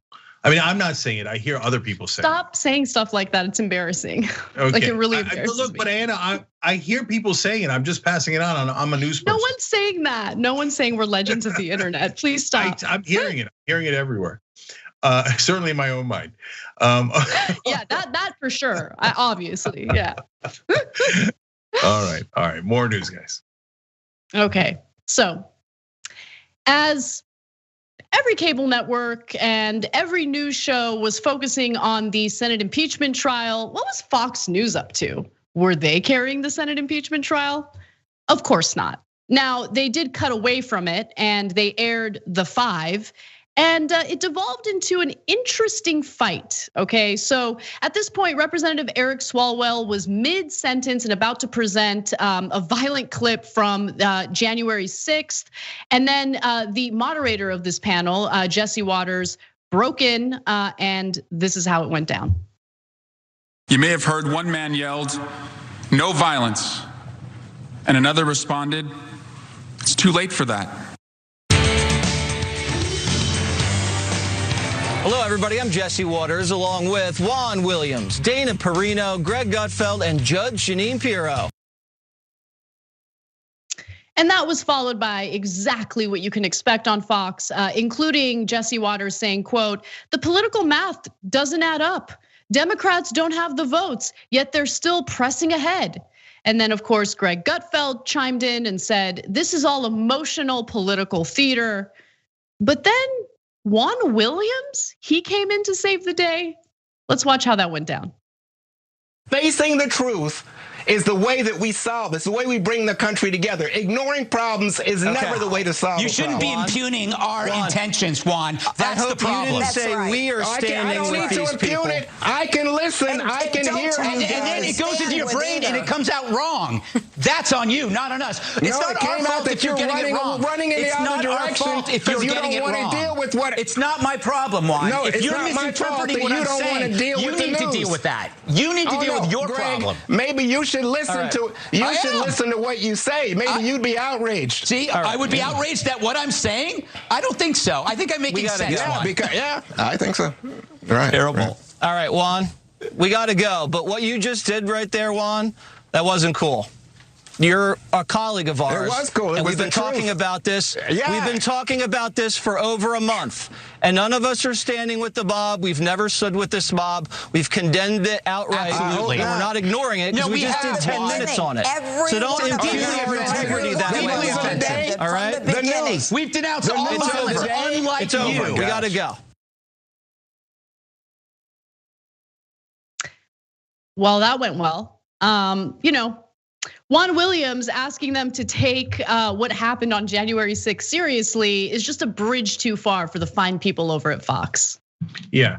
So first of all, they cut away from the testimony, especially because they were showing videos, and the videos were so damning. And one of the videos, or many of the videos, had them attacking cops over and over again. And Fox News doesn't want to show that because for decades they've been lying about how, oh my God, the right wing are so respectful of police, and we love the cops. And and the cops are right when they put down black people and stuff. And then when you see the right wing viciously attacking the cops, like, oh, this is really uncomfortable. Cut away, cut away, cut away. And then what did they come to? They came to a conversation about blaming Democrats for what's happening. So that's why Juan Williams was like, you're not even covering the news. The news is happening right now. You just cut away from it to do the opposite, right? And so that's when Gutfeld and Jesse Waters catch feelings. So Greg Gutfeld has a safe space, and I found out where it is. It's in the back of his chair, because after he gets offended, and it happens all the time, anytime anyone challenges him, he's like, "Are you questioning our motive just because we're covering up for Donald Trump and the violence that he created?" And then he leans back. He leans back like this. And so that's his safe space. And he gets into that little bubble back here, and then he feels really, really, protected, and he thinks maybe he won't melt over there. Yes, of course you're covering up for Donald Trump and the mob. Oh, you say, oh well, technically we say that that violence was bad, and we're not covering up for the mob. But the person who created the mob, we won't hold accountable at all. We think he's an angel. The mob said, hang Mike Pence. Donald Trump knew that Mike Pence was in danger, And then he tweeted out the horrible things he said about Pence while they were within 100 feet of him. That's why they're not homies anymore. Like they're literally not talking to each other. Like they're not friends. They're not, like Pence is livid about what happened that day. Because he was trying to murder him. Yeah. But Fox is like, no, I don't see it. I don't see it. We theoretically condemned a mob, but the guy who started the mob, we love, and we wish he'd do it again, wink. And so when Juan didn't let him wink, that's when they really, really needed their safe space. Like that. Yeah. No, it's totally true. Look, it's Fox News has always had like the one person who's typically very weak, by the way, to represent like the Democratic position, right? And so Juan Williams is serving that role in this conversation. But every once in a while, he gets pretty fiery, and every once in a while, he just very bluntly speaks the truth about what's going on. And they're not used to being held accountable. They're used to being rewarded for misrepresenting what's happening in the country, for constantly defending bad behavior by Donald Trump and his supporters. And so I don't think they expected Juan Williams to call them out on the fact that they were not taking what happened on January 6th and Trump's role in that seriously. So they immediately got super defensive, cut him off, started speaking over him. That's when you know someone is losing. And that's when you know that someone's being called out for something accurate, right? That's what was happening right there. They couldn't stand it, so they got into a shouting match as a result. All right, one last thing. The reason why they kind of made a mistake in letting Juan Williams on in the first place is because of their stereotypes. So the guys who made these decisions originally was Roger Ailes. Roger Ailes was one of the worst people to ever live, at least in American political history. It's true. He was a monster, sexual harasser, assaulter, deeply racist, and all the Fox News hosts loved him. So originally he did Hannity and Combs, and the late Alan Combs is a really decent, wonderful guy, but he honestly, he appeared weak. He was cross-eyed. Now, that's not my perception. I'm reporting to you what Roger Ailes thought. And Roger Ailes picked Sean Hannity, even though you see it in some of the depictions of Roger Ailes' career, including the one on Showtime. He thought Sean Hannity was pretty dumb, but he looked like a guy from 1955, a square head that people would love. So he figured, oh, this is okay. I'll just feed lines into this dummy's head. And he looks like America in Ailes' vision of it, in conservatives' vision, and Alan Combs looks weak. So I'll pit them together, and so we'll win by definition just when they see them. So that was their MO, right? The reason they picked Juan Williams is because they thought black liberal, our audience will automatically dismiss him. Whatever he says will seem ridiculous to them because he's black, right? But it was a mistake because Juan Williams is smart and often kicks their ass. So now they're in kind of a conundrum, but Roger Ailes was fired from Fox News and then died. So now Suzanne Scott's in place, and she's not ruling with an iron fist. In the old days, Roger Ailes would have let Juan Williams do that a couple times. If he did it a third time, he would have found a way to get rid of him. Keep it real, okay? So now they're not getting rid of him. So Juan Williams like, all right, then I'll keep saying things that are true more and more often. I'll drive you guys crazy, and I'm here for it. All right, one more story for you before we end the main show today. Become a member. Our postgame today is going to be fantastic. tyt.com/join. For now, though, let's talk about a trend that people are noticing regarding alleged hate crimes in the US. So, crimes with Asian Americans as the target have skyrocketed in the United States. One of the recent examples involved a vicious attack on a 91-year-old Asian American man in Oakland's Chinatown.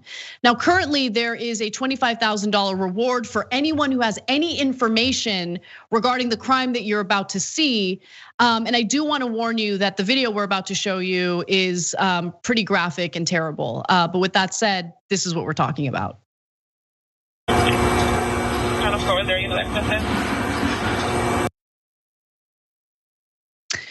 So you see in the video, some person randomly decides to shove this 91-year-old man onto the ground. Right now, there's very little information about who this person is. But Aside from anecdotal evidence, it's important to take a step back and see if there's actually a trend happening regarding crimes with Asian Americans as the target. And the UN actually did a report, an August 2020 UN report, found that there were more than 1,800 racist incidents against Asian Americans in the United States over an 8-week period from March to May of 2020.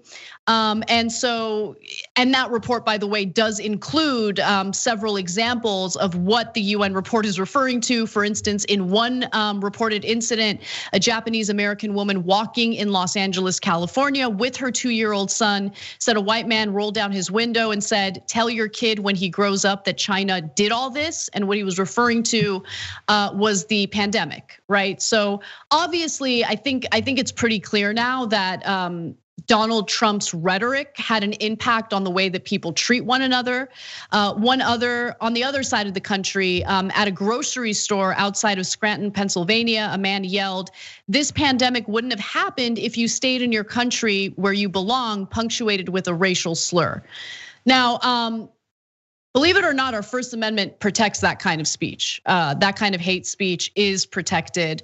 But then there were other cases that people are pointing to as hate crimes against Asian Americans. But I think that it's a little difficult to blame it on hate. Authorities are not investigating these cases as hate crimes because there's no indication that they were targeted for the fact that they're Asian Americans. And I'll get into more details on that in just a minute. But Cenk, I wanted you to jump in. Yeah, so there's a bunch of distinctions here that are important. The ones where they're yelling at folks, it's clearly based on their race. But the ones where they're committing violence, they didn't say anything. So it's harder to know if it was about race. And so Trump riling people up against Asians is super clear, but it's not clear that it was that the violent actions were in any way related to Trump. I want to be clear about that. They did apprehend one of the people who did it. There's at least 4 different cases in Northern California, and that guy happened to be African American. So that's just statistically improbable that he's a Trump supporter. So let's just be fair about where this is coming from. And hate can come from anywhere. In one case, a lady was knocked over and they stole her purse, and so that was likely a property crime. But they should investigate. And it doesn't mean it could still be a hate crime if a black guy did it. It could be a hate crime if anybody did it. So I wouldn't dismiss it out of hand, but I also wouldn't preemptively conclude that it was. Yeah, and I also think it's important to bring up that there has been, and I'm not into like scaremongering or anything, but the numbers bear it out. There has been an increase in crime overall throughout the country. And gee, I wonder what has led to that. I mean, crime tends to increase when people become desperate, right? And tens of millions of Americans lost their jobs during this pandemic. The federal government has been unbelievably shameful in the way that they've responded to it in terms of providing the relief that Americans need. I'm not justifying these crimes. Please don't, misinterpret what I'm saying. But there is a correlation between, economic instability and an uptick in crime. And so I want to provide some more examples. For instance, Carl Chan, a resident of Oakland's Chinatown, said that he's seen people blaming Chinatown residents for COVID-19 since the start of the pandemic. This is also important though. He also thinks that Asians are often targeted because of the stereotype that they keep a lot of cash on hand in their homes and businesses. And then when you take a step back and look at crime overall, I want to provide evidence for the argument I'm making. A report by the Council on Criminal Justice found homicides have increased sharply in 2020 across 21 US cities with relevant data.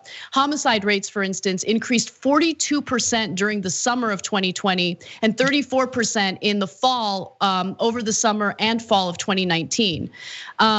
And so other data, by the way, from crime analyst Jeff Asher found murder is up 36% throughout the year so far compared to the same period in 2019.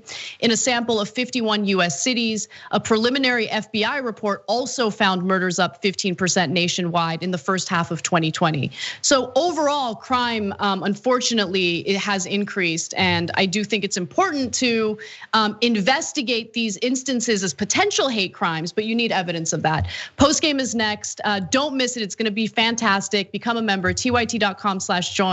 We'll see you guys there.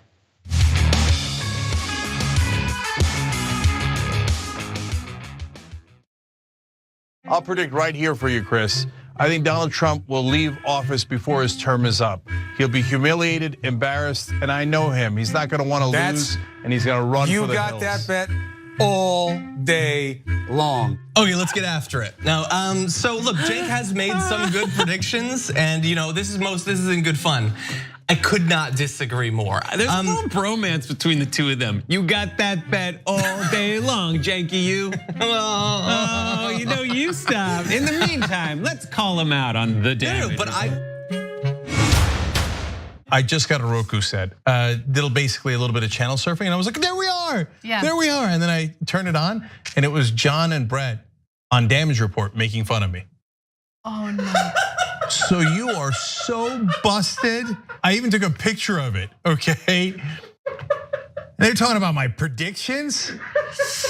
I got a new prediction for you, John Idarola. You're doing a show that's blowing the doors off everybody. Young Turks is the largest online news network, not a big deal. We're gonna rock the boat. We're gonna be counter-establishment. We're gonna tell people the truth to the best of our abilities. We're so sick of this corruption. We're not the robots on TV. I actually care about the news. Guilty, I care. Fourth day on Occupy Wall Street. Last night we launched Wolfpack. It's us pushing our ideas out there, trying to help the country in every way that we can, trying to make this place just a little bit better. Reporting from the Hillary-Bernie debate, I gotta be honest, you know what we do, we cover it for real. For us, this system isn't working. Free and fair elections. And when he told the cops that day, when they came to drag her away, and he said, if you're gonna chain her, you're gonna chain me. If you're gonna arrest her, you're gonna arrest me.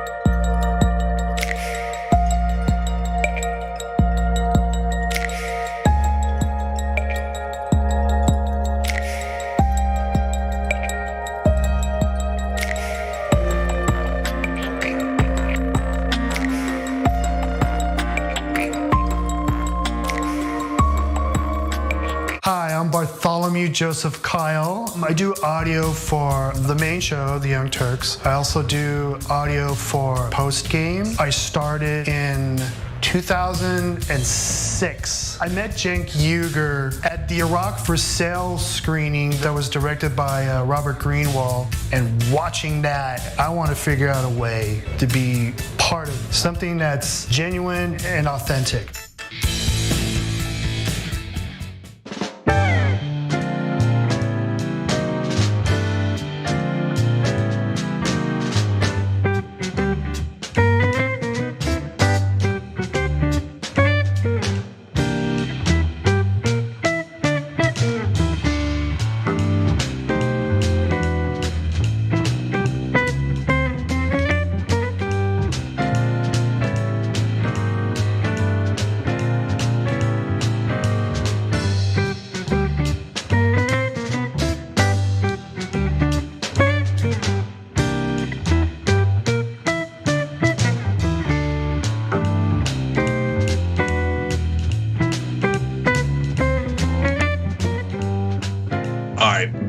Turks, Cenk and Anna with you guys.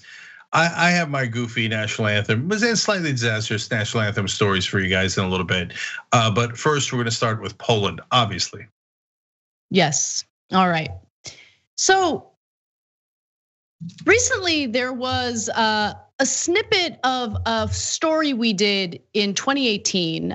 It was about religious people in the United States, Christians specifically, who wanted to essentially enact more restrictive anti-abortion legislation. They wanted to essentially use their religion to dictate how we live our lives. Now, that snippet that went viral really confused me because I don't know why a video from November of 2018 would get all of this attention suddenly. And then I realized, oh, that's right. There's something big happening in Poland right now. They just passed incredibly restrictive anti-abortion laws. So the BBC reported that abortion in Poland is now allowed only in cases of rape or incest or when the pregnancy threatens the life of the mother. The ruling by the Constitutional Court found that a 1993 law allowing abortion in cases of severe and irreversible fetal abnormalities was unconstitutional. So if you are found to have a pregnancy where the fetus has severe defects, like severe issues, in Poland, you are forced to keep carrying that fetus. And it is an unbelievably cruel, terrible law to implement. The court justified its ruling on the grounds that an unborn child is a human being, and therefore it deserves protection under Poland's constitution, which ensures the right to life. And in 2019, 98% of abortions were carried out on those grounds, meaning that there was some sort of abnormality or defect with the fetus. And so this ruling effectively banned the vast majority of pregnancy terminations in the country. So with that context in mind, you can understand why this went viral. These comments might be strong, but it's how I genuinely feel. I don't care that you're a Christian. I don't care what the Bible says. Like, I feel like it's a clown show, like sitting here trying to decipher what your little mythical book has to say about these very real political issues, right? I don't care if you're Christian. In fact, I will fight for you to have your religious liberty and practice your Christianity. I believe in that. I don't believe in Christianity, which means that you do not get to dictate the way I live my life based on your religion. I don't care what the Bible says. You have every right in the world. All those women who identify with your religion have every right in the world to not get an abortion, to not take birth control, but they do not have the right to dictate my life and what I decide to do with my body. I don't care about your goddamn religion. I'm so tired of having nonstop conversations about what the Bible says. You live your life in the way that you interpret the Bible. Again, I don't care, but you don't get to take the Bible and tell me, well, the Bible says this in this chapter, in this verse. I don't care. I don't care. I don't believe in it. And I have the right, based on our Constitution, to not believe in it. My hair looked so good, and I'm just so mad that I'm not enjoying the brunette. Like, I'm just not. I don't care what anyone says. I miss the blonde. Anyway, that's beside the point. So Cenk, like the stuff that actually ended up, I don't know, making me feel like I have a purpose, making me proud of my career. There are things that I didn't expect, right? Like, it's kind of crazy because I would have never expected that video would go viral. But more importantly, who cares about me going viral? I wouldn't have expected that my rant there would speak to people who want to articulate the same thing and were afraid to articulate it, but watching me say it gives them like the courage or the comfort to say it. And I'm not just putting words in people's mouths. So I got a lot of messages from people from Poland that I want to share with you guys. Actually, Cenk, if we pull up the graphics, can you read it? Because it's embarrassing to read really nice things about myself. So can you just do it? Yeah, Just sure. the first graphic. And then I'll tell you about some of the best moments we've had that I think are related to our stand against religion. And I want to go back to the issue of Poland as well, but let's see these. So this person wrote in, "Hi, I only would like to thank you for your speech. I'm from Poland, where government don't give a what about people's rights. Strong words like yours give us power to fight with this little what. Thanks, appreciate your courage to say it loud. And yes, the Polish government is right wing and doesn't give a damn about your rights. And I love that you're fighting back." We got another one. "I do not even know if you'll read this message. Apparently you know now, but I would like you to know that you're my heroine." I don't think I'm pronouncing that right. Anyway, I've been replying this video a million times, and I wish my Polish government could finally understand this real political issue. And by the way, guys, here, let's pause for a second for me to say something. When I go to meetups, or when I used to pre-COVID, the number one comment I hear now is, "Anna is my daughter's role model," or "she's a hero to me because of how strong she is." And I love that, and I'm so proud of that. It's one of the things I'm most proud of in my entire career. I love strong women, and that we have been a vehicle for featuring them and giving voice. I don't understand why anyone doesn't like strong women. I mean, it's so awkward for the old school people to still look for typecasts for timid women on TV. It's insanity. I believe in strength and passion and fighting for you, and I love that Anna does that. I want to keep piling on the awkwardness. Is there more? I'll read more. No, it's enough. No, and I really underestimated how uncomfortable this would make me feel. Because it's sweet, and I'm so appreciative, and I read these, on my own, and it means a lot to me. But it's enough. Thank you. I don't want to read it to the audience anymore. But no, I hear you. I hear you. Yeah. So, but can I just say, look, as it turns out, some of the things I'm most proud of is how we affected people across the world. And as it turns out, a lot of times it was about the issue of religion. I remember reading the Reuters story. We didn't expect it at all. We didn't know anything about it. I'm just reading a random story about this 15-year-old Turkish kid in Germany who was considering going to join ISIS and had been radicalized. And then in the middle of the article it says, but he heard this broadcast from the Young Turks and realized that it was okay for him to be gay. And that God created him that way, and that he wouldn't create him that way and then hate him for it. And that changed his mind, and he came out instead of joining ISIS. Everything was worth it on that story alone. Right? I remember I was once at the RNC, and a Kurdish reporter came up to me and said, "Oh, that's the famous Cenk Uygur." And I'm like, "Really?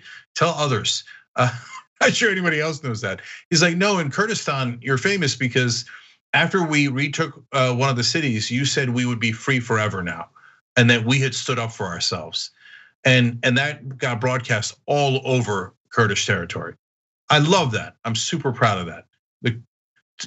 Relatively speaking to certainly what they have been in the past, Kurds are way more free. They fought for it. They have tremendous courage, and I love that we stand up for the powerless. So back to Poland, though. So if you hear 98% of the abortions were done because of fetal deformations and abnormalities, you might be thinking, really? Or are people using that as an excuse? No, this is a very important thing. There's only 1,000 abortions that were allowed legally in Poland in this time period. There was 200,000 estimated abortions that were done illegally or outside of the country. So most of the abortions are already banned in Poland. So this was for people who actually had medical problems, and they even shut that down. And now to Anna's point, religious people have trouble understanding that we are not in your religion. We don't have to follow the rules of your religion. So Muslims make this mistake, fundamentalist Muslims do, when they say you're not allowed to draw the Prophet Muhammad. No, you're not allowed to draw the Prophet Muhammad. I'm allowed to draw anything I like because I'm not in your religion. I used to be in Islam. Islam is no worse than any other religion. It has wonderful parts about helping the poor and the needy, etc. It also has parts I don't agree with. That's why I left it. They're like, okay, now you have to follow the rules of the religion you left. No, I don't. That was the whole point of leaving it. And so then on Christianity, they're like, okay, us Christians wrongly believe that the Bible says that you should not have an abortion. Actually, the Bible is pro-abortion. Read Numbers, you'll see. But okay, whatever. That's their interpretation of their text. Like, okay, so that's why you have to follow my religion. Wrong again, Bob. I don't. Especially in America, where we do not establish a religion. It's in our founding document. So just think about it this way, guys. What an amazing assumption of privilege for conservative Christians to say, you must all follow our religion. What an absurdity. I'm not in your religion. In a country you claim is free, I'm supposed to be bound by your interpretation of ancient mythology. That's obvious insanity. We just haven't been able to say that because our media doesn't have the courage to call out religious zealots. They always bow down. Oh, we have to be respectful, we have to be respectful. No, I don't have to be respectful of you telling me what to do with my life. That's not what we signed up for. My parents came here from Turkey. We came here for freedom. We came here because we have the ability to worship any religion or no religion. You don't get to come and then tell us, oh, now you're gonna be ruled by a Christian theocracy. I'm not interested in America, in America, and I'm also not interested in that in Poland. And if you're in Poland, they're not even right about their religion. Read Numbers. The Bible is pro-abortion. That's an absolute fact. They've been lying to you from day one. And then they say, and by the way, for us people who are not religious, they're saying, no. I know in Harry Potter, Dumbledore said that you should be against abortion or for abortion, but my priest interpreted that to be against abortion, so now you must follow Dumbledore. No, I don't have to follow Dumbledore or Odin or Athena or Jesus or Muhammad. They're all myths. So go ahead and hate me if you want, but read those texts. They're all comically wrong.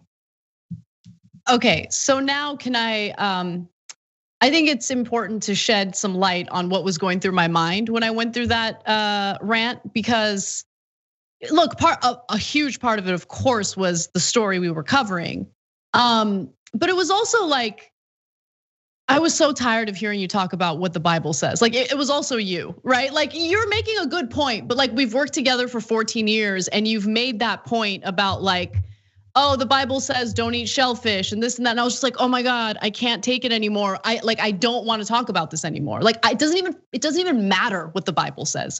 We live in a country with religious liberty, meaning that we're not forced to believe one religion or the other. It also means that we don't have to believe any religion. We can be atheists, we can be agnostic, so like, I get why you make that argument, and it's a good argument to make. But in that moment, I was just like, I don't care about numbers. Like, I just don't want to hear about numbers anymore. I don't want to hear about any of it. I don't want to hear right wingers cite their Bible. I don't want to hear your argument about how the Bible doesn't say that. I just want everyone to understand we live in a country where the federal government is not allowed to force a specific religion down your throat. That's all that matters. So I know that they can't get this through their thick heads. But a lot of Asian cultures think that an abortion is like knee surgery. They think it's the most uninteresting medical procedure. They don't ascribe any morality to it at all, pro or con. So now we have the West saying we're so arrogant in our beliefs that even though the majority of the world does not agree with our beliefs, we're gonna say that it's a moral issue and they must follow our version of morality. It's just, every part about it is insane. And I'm tired of coddling fundamentalists. So in a sense, of course you're right. What difference does it make if Zeus, had sex with a duck or a woman? He didn't have sex with any of them, or a swan, I think it was, right? It's so, but especially in America, if you think we should follow your religion, you miss the whole point of the country. Exactly, yeah. All right, so you had some stuff you wanted to talk about. Yeah, all right, so we were talking about the national anthem and whether to cancel it. You guys did a story on that yesterday. We showed you the poll, so I want to give you two goofy stories. One I might have even given to you guys recently, so I'll power through it. When I was a kid and I moved to America, I still had like this Turkish identity that I grew up with, and so I was like going to show people that I was still a patriot to Turkey and stuff. That went away later. Okay, but I remember going back to Turkey, and when Turkish television opened, and you might be thinking, what do you mean television opened? In Turkey, when we were young, television was not on 24 hours. There was only one channel. It was black and white, and TV started at 4 p.m. and ended at midnight. And when it started and when it ended, they played the Turkish national anthem as the way to start, okay? And so I remember being at a summer apartment of one of my friends, and whenever the Turkish national anthem came on, at the time I ranged from like 8 to 12, probably embarrassingly, even a little bit older than that, 14, 15 probably. I'll leave it at that, okay? And so I get up and I do this, and I do, Oh my God. And my best friend growing up, Bora, who I grew up with when I was in Turkey, he's there, and he didn't say anything, he was fine. About a year ago, so like 30 years later, 35 years later, Bora's like, you used to stand up for the Turkish national anthem? He's like, I was mortified. I thought it was the most embarrassing thing I'd ever seen. He's like, what were you doing? Why were you such a dork? No one cared about the Turkish national anthem. Why were you standing up? And I was like, and I realized at that point, I was trying to overcompensate. Because in reality, I kind of loved America, right? And so when I went back to guilty about it, when I went back to Turkey, yes, and I'll tell you why. When you go back to Turkey in those days, when you moved from a country, I'm first generation immigrant, right? Every relative asked the same question. Every one of them. Okay, Cenk, Turkey or America? And if you said America, it was such a grave offense that it was like, nobody in the family, you'd be toxic in the family. I remember the day, like apparently I don't remember well enough. I don't remember if I was 17 or 19, but it took me a long time for one day for me to say to a family member in Turkey, America, I like America better. And they were like, oh, okay. But until then, I was like, oh, of course, it is Turkey, motherland Turkey. It is so wonderful. We don't have that accent. But it was, yeah, they would always ask and they would always want you to say Turkey. Man, I will say, I mean, look, every country has its pride and all of that, but I don't know if I've ever seen any group of people who are more indoctrinated about how amazing Turkey is than Turkish people, or how amazing their home country is than Turkish people. Like,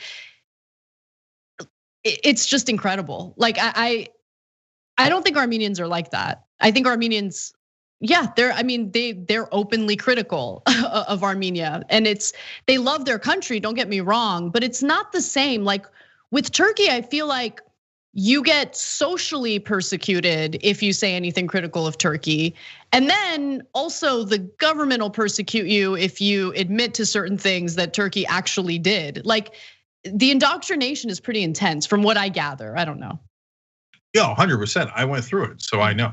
And so guys, look, we all have hardware and software. So your hardware is your genes and whatever talents and skills you were born with. Software is, in essence, your indoctrination into any culture.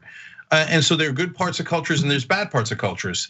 And so, I've said this example 1,000 times. We are indoctrinated into eating with a fork and knife. And that's generally a good thing rather than our hands, right? Can make the best of it. And we're indoctrinated to not bully one another. Basically, my kids say now there are no bullies left because they're so zealous in rooting out people doing bullying, except the guy who was in the White House. But anyways, so that's a good thing. That's a good thing about our now our culture in America, which wasn't the same as before, right? But in Turkish culture, there's wonderful things like friendship and loyalty and those type of bonds. And anyone who goes to Turkey, almost everyone says, "Oh my God, they're so friendly, it's unbelievable," right? But there's downsides too, and the downside is we were used to being in charge for a long time, and so there's an arrogance that comes with it, and there's a sense of privilege that comes with it. So that's why I talk about the Turkish culture, because it's such an interesting example throughout the world. Because we're a persecuted minority in Germany, But in Turkey, we're the majority and often rule with an iron fist. And so you see it in everything, in every part of the culture. That's why I've told you guys about that goofy chant we used to have for Turkish American Pride Day in the rallies that we did in New York when I was a kid. And the chant was, Turkey is the biggest. There's no other country that's even big. No, it's my favorite thing. I sometimes say it, like not about Turkey, about other things, right? To be like, to brag about something, like jokingly. But I actually secretly love it because it's just so like insane. Like it's just so ridiculous that it's good. It's good. I use it all the time now. Yeah, and I remember the first time I just listened to it because you naturally know a language, so you just kind of ignore it, right? Oh, it's a chant. And then for a second I was like, Türkiye en büyük, okay. Başka büyük yok. I'm like, oh my God, it says Turkey's the biggest, and there's no other country that's even big. That's crazy. So why am I chanting this? This is nuts. I'm like, America's bigger, and hence we're here. Okay, this is in New York. Okay, let's just acknowledge that. Pretty sure China's bigger.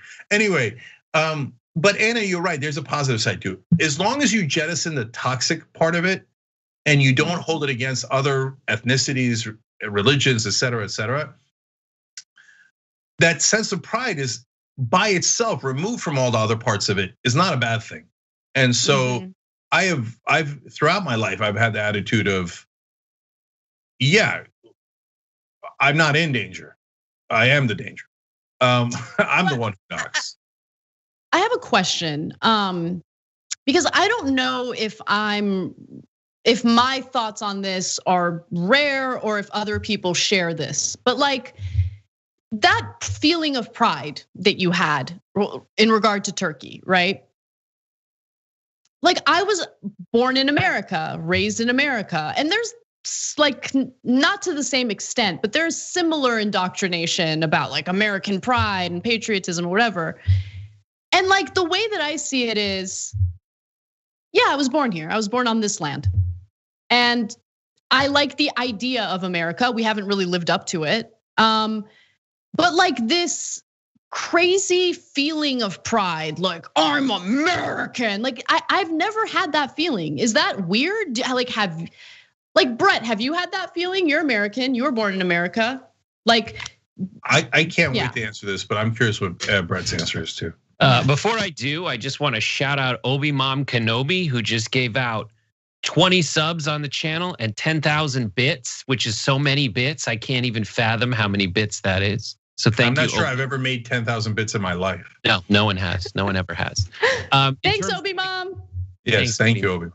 In terms of have I ever like thought, wow, I'm American and it's dope, like that pride? Yeah, I do. I love it. It's usually around movies. I like love movies, and I'm like, yeah, love it. And especially I like seeing America reflected back to me, where I'm like, oh my God, that's what you think of us. But I like it.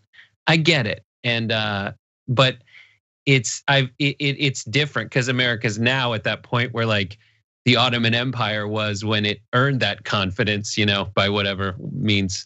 But we're the big one, so we don't have that yet. But I'm reminded of Italians when I went to Italy and tried to send something in the post office, and they were like, "Good luck, idiot." They were like, if it's not history, wine, or art, we don't care about it because it's summer after senior year. We were already at the top. We are so awesome. We can point around our nation at like the 3,000-year-old ruins that we can see from here, and that I was like, oh, relative to that, I've never felt anything remotely that proud and intense. Okay, I can give you both We're perspectives. Babies, by the way, America, babies, compared to other countries, obviously. Like, anyway, go ahead, Cenk. Yeah, my wife says it all the time. Anytime anybody talks about history in America, she's like, China, 5,000 years of history. Okay, you little children. Was that 112 years ago? Wow, that seems really historic. Okay, anyways, so look, my hardware is Turkish, and so I try to remove any of the bad software, right? But I I'm just a conqueror. I just am. Okay, and people sometimes hate to hear that. You guys, I hope, are amused by it, but it's true. I mean, the first interview I ever gave after we started the Young Turks was a Pittsburgh paper, and the last question is, "What's next for you?" At the time, we're on Sirius Satellite Radio, and we have a weekend show in Pittsburgh, Wichita, and Portland. Okay, and my answer was world domination. Okay, because I'm a Turk. Now, luckily these days we don't do world domination with violence. Okay, but we could do it here together, guys. We could bring positive change in the world, and so why not do it that way? But anyway, so I had that pride of like, yeah, goddamn right? Let's go kick some ass, but in a good way. But when it comes to America, I really do love it, and I love it for the idea. And so I am probably power ranking #1 in corny America lover. And so, and unlike the right wing who pretend that they love America, they don't really love America. They love their version of it, where some people get to oppress others, and not everybody's equal, and there is no justice, right? Well, that's not America. That's just you saying, I like my tribe better than your tribe, which is the exact opposite of America. And the idea of America is wonderful: equality, justice, and we get better. We have gotten better. That doesn't mean you should be satiated. No, the whole point of this show is to fight to make it even better. And there's a lot of room to make it better. But I don't want the left trashing the idea of America. I want the left to get the rest of the country to live up to that idea. Yeah, I agree with you on that, 100%, 100%. Yeah, and by the way, yeah. Go ahead. No, go ahead. America's given us so much, my family, and look, so did Turkey, by the way. So it's not jingoistic. If Turkey hadn't done a free college education, we'd be olive farmers still. And so that the original progressive policy position that Turkey had saved my family. But then when we came here, my dad did well here too. Set up a small real estate business in New Jersey, and it did accept us until the later years. But when my dad first came here, they were incredibly inviting to him and to a lot of immigrants, and that's the America we love and want to go back to. Definitely, yeah. All right, well, before we end the post game, get ready to dance again, because Rodney gave 10 subs and 5,000 bits on Twitch. Don't make me draw John again, okay? Thank you, Rodney. Thank you, Rodney. All right, guys, I actually have a national anthem story, but we're out of time. So I'll if I remember, I'll do that in another post game, like tomorrow. All right. So that was more embarrassing because it was when I was a Republican. It was one of those opinions where you're like, shame. Anyways, all right. Remember, 9:15 p.m. Eastern, twitch.tv/TYT, between me and Uyghur. Although I feel like the guest should be saying that every time. Anyway, Charles Coleman's on today. You guys are gonna love it. Go spend #Bezos bucks. Okay, free for you. And by the way, that show, I say free for you to become a member on Twitch, but all of our shows when they're live, they're free to everyone. So you can go watch that now, no matter what. You don't even have to have Bezos's money. All right, guys, much love, and we'll see you tomorrow. Bye-bye.